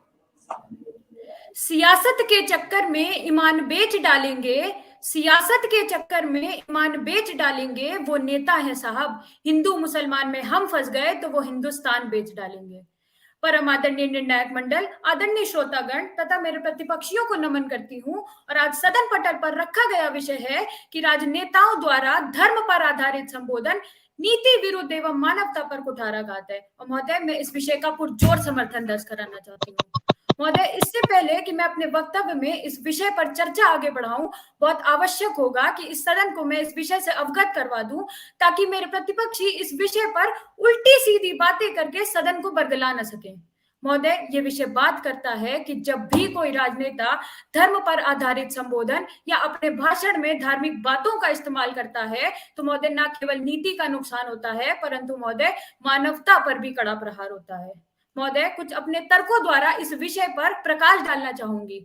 सबसे पहले बात करना चाहूंगी राजनीतिक क्षेत्र की। महोदय, भारत एक लोकतांत्रिक देश है और इस लोकतांत्रिक देश में लोकतंत्र का सबसे बड़ा त्योहार माना जाता है चुनाव का, जिसमें हम सभी को यह अधिकार दिया जाता है कि हम अपने नेता का चयन कर सके, हम ये तय कर सके कि अगले 5 से 10 सालों के लिए कौन सा व्यक्ति हमारी परेशानियों को समझकर पूरे विश्व के सामने रखेगा। किंतु महोदय, जब हम मतदान करने जाते हैं हम इस बात पे ध्यान नहीं देते कि जिस व्यक्ति को हम वोट डाल रहे हैं क्या वो इतना सक्षम है कि हमारे घर के सामने सड़क ला सकता है या नहीं, परंतु महोदय हम इस बात पे ध्यान देते हैं कि क्या वो हमारे धर्म का उद्धार करने को तैयार है। महोदय, अब मैं बात करना चाहूंगी धार्मिक क्षेत्र की। अगर कुछ उदाहरण दूं तो वर्ष 1969 के गुजरात दंगे, वर्ष 1984 के सिख विरोधी दंगे, वर्ष 1990 में कश्मीर से हुआ पंडितों का पलायन, वर्ष 2002 में गोधरा कांड, महोदय हाल ही वर्ष 2020 में हुए उत्तर पूर्वी दिल्ली में दंगे। महोदय, कहीं ना कहीं इन सभी दंगों के पीछे धर्म प्रेरित राजनीति की प्रभावशाली भूमिका रही है। महोदय, इस देश के किसी भी नागरिक को यह स्वीकार नहीं होगा कि उसके देश में किसी भी प्रकार का दंगा फसाद, खून खराबा हो जिसमें केवल और केवल मानवता और मासूम की जान जाए। महोदय, अंत में बात करना चाहूंगी सामाजिक क्षेत्र की। महोदय, भारत एक बहुसांस्कृतिक समाज है। सबसे बड़ी आवश्यकता इस बात को समझने की है कि किस प्रकार धर्म प्रेरित राजनीति हमारे समाज को दूषित कर रही है। इसका बहुत सीधा उदाहरण एक पंडित जवाहरलाल नेहरू विश्वविद्यालय में हुए घटनाक्रम से लिया जा सकता है कि महोदय, वो बच्चे जो कल को भारत देश का होने वाला भविष्य है, वो बच्चे जो कल भारत को विश्व गुरु बनाने वाले हैं, राजनेता उन्हें धर्म की राजनीति का विष पिलाकर भारत का वर्तमान ही नहीं भविष्य भी खतरे में डाल रहे हैं। महोदय, अंत में अपनी बात के निष्कर्ष में इतना कहना चाहूंगी कि भारत संविधान से चलता है, जिसकी बदौलत आज आप और हम यहाँ मौजूद हैं। महोदय, भारत का संविधान सिरमौर है जिसने पंथ निरपेक्षता का सिद्धांत अपनाया है, परंतु महोदय कुछ राजनेता धर्म प्रेरित राजनीति करके देश की एकता एवं अखंडता को ठेस पहुंचा रहे हैं। महोदय, अंत में अपनी वाणी को विराम देने से पहले चंद पंक्तियां कहना चाहूंगी कि जन जन को लहू पुकारेगा, धरती का मन आरत होगा। जन जन को लहू पुकारेगा, धरती का मन आरत होगा। अंधों को सत्ता सौंपोगे, निश्चय महाभारत होगा। धन्यवाद। Any questions, sir? आपने कहा कि जब धर्म राजनीति में मिला तब जाके लोगों के पलायन हुए, राइट्स हुए और बहुत कुछ हुआ, लेकिन क्या आपको ये नहीं लगता कि राजनीति धर्म में घुस गई इसलिए ऐसा हुआ? अगर धर्म राजनीति में घुसा होता तो शायद कोई धर्म का कार्य ही हो जाता। महोदय, धन्यवाद अपने प्रश्न के लिए, परंतु महोदय धर्म और राजनीति दोनों गलत नहीं है। राजनेताओं द्वारा धर्म प्रेरित संबोधन वो गलत है, वो भारत की एकता एक अखंडता को ठेस पहुंचाता है। शुक्रिया, आपने बहुत अच्छा बोला और आप बहुत अच्छी वक्ता हैं। धन्यवाद महोदय। Thank you, F22. Now I would like to bring to the notice of the judges that A14 is absent today, and we'll move forward with F23.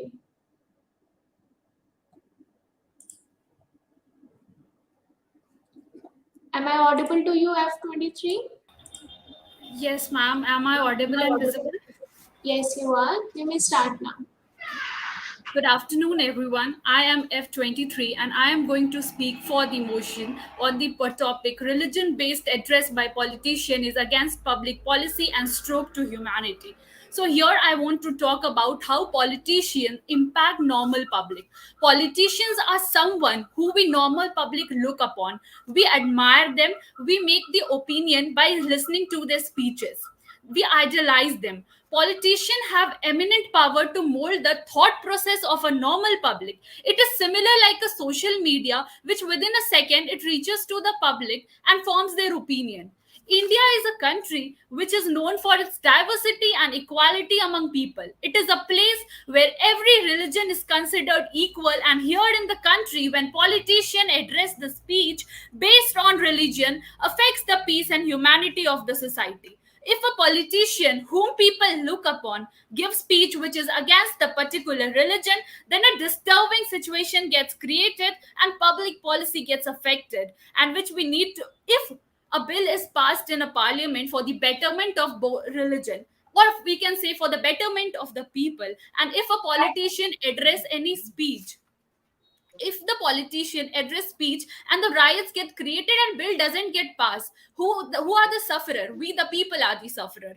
There are several instances where we can see that humanity gets affected after the speech of a politician, like a speech of a Congress leader, Miss Indira Gandhi. Communal riots between Hindu and Muslim erupted in Ahmedabad riots in 1969. There were suggestions that that the violence was deliberately engineered to discredit the chief minister, who was the supporter of Mr. Desai. They were followed by the riots were followed in Uttar Pradesh and many other states. The kind of the riots deteriorates the feeling of the brotherhood, or we can broadly say Ek Bharat Shreshth Bharat, quoted by Sardar Vallabhbhai Patel. Even IPC opposes the hate speech addressed by the politician. Section 153 and 153B of IPC punishes the cause of enmity and hatred between two groups.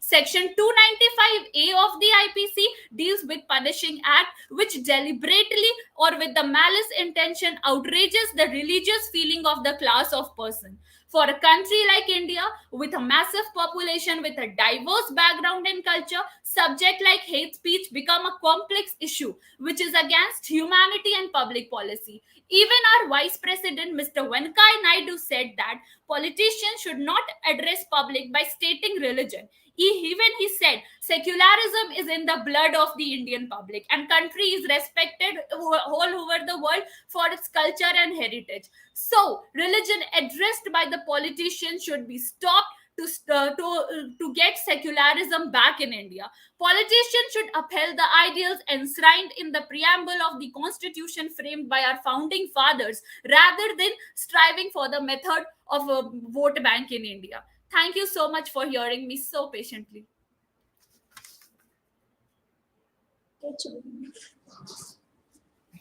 Thank you, F23. Now we move forward with A21.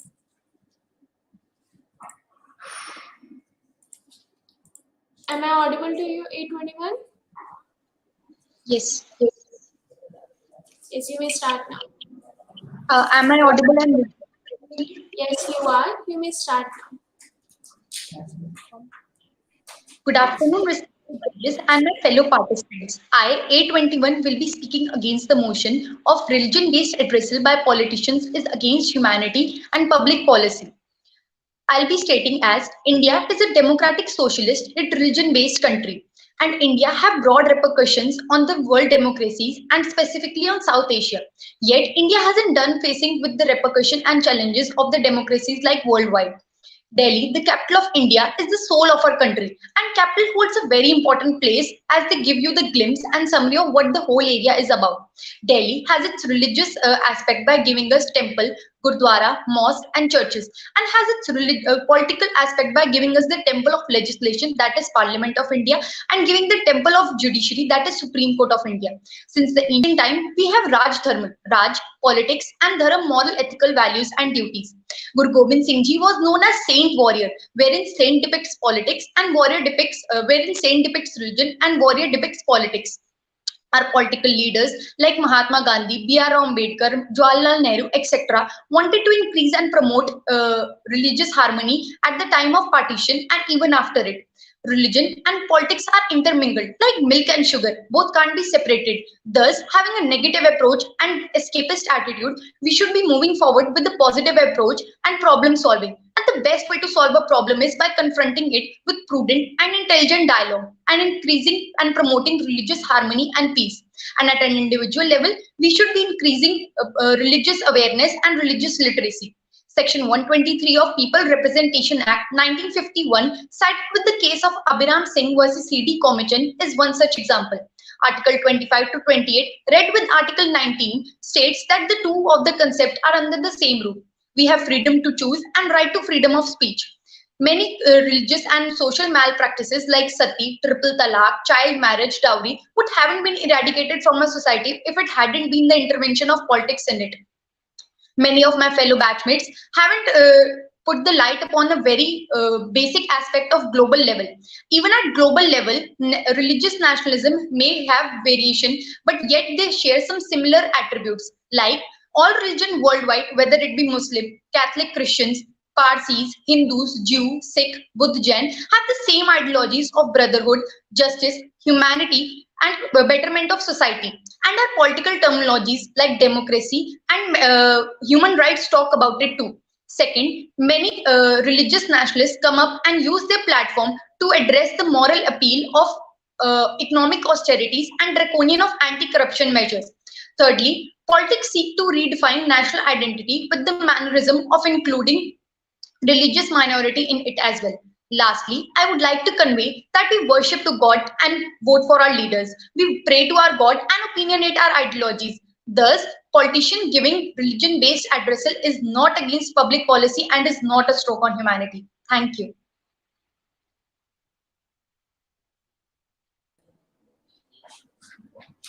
Thank you so much, A21. Now we'll move forward with F14.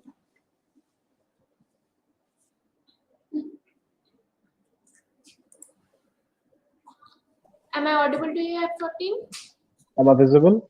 Hello. Yes, you are. You may start now. Morning, judges. I'm Avnish. Hello. Here I would like to express my viewpoints on politics. The religion-based address by politician is against public policy and a stroke on humanity. As we all know, India is a religiously diverse country where people has the right to choose a representative. Religious mean to unite all the people, whereas politics mean to unite all the people from a particular religion. In my opinion, politicians should be involved in religious belief. A politician main focus is to identify problems their citizens are facing and to solve them. But in India, what happens is politicians take the help of religion to win the election. This practice does not only encourage riots in the country but also makes it weak and hinder its growth. On the other hand, citizens are also equally responsible for the same. They also should not run after religion while selecting a good representative, but look for the one who can solve the problem effectively. Also, religion should not be mixed with politics. It only gives rise to the communalism in the country. Politics should respect all religion. A country like India, where a lot of religion are there in any politicians support any particular religion, it creates violence in the country and it cannot treat the people of different religion equal. It get biased, which can create a sense of fear among the all other religions, and it can also cause a riot in the country. It hinders the growth, same as well. So at last, religion should not be mixed with the politics. Thank you. That's all. Hello. Thank you, F14. Now, the ultimate victory in the competition is derived from the inner satisfaction of knowing that you have done your best and that you have got the most out of what you had to be given. With this notion, I express my heartfelt gratitude to the VC sir, Dean sir, judges of the event, all participants and the viewers to make it a productive and successful event. I hope to see all the participants to be there on 12th April for the result declaration session. I would like to ask to Dr. Arif if there is any opinion.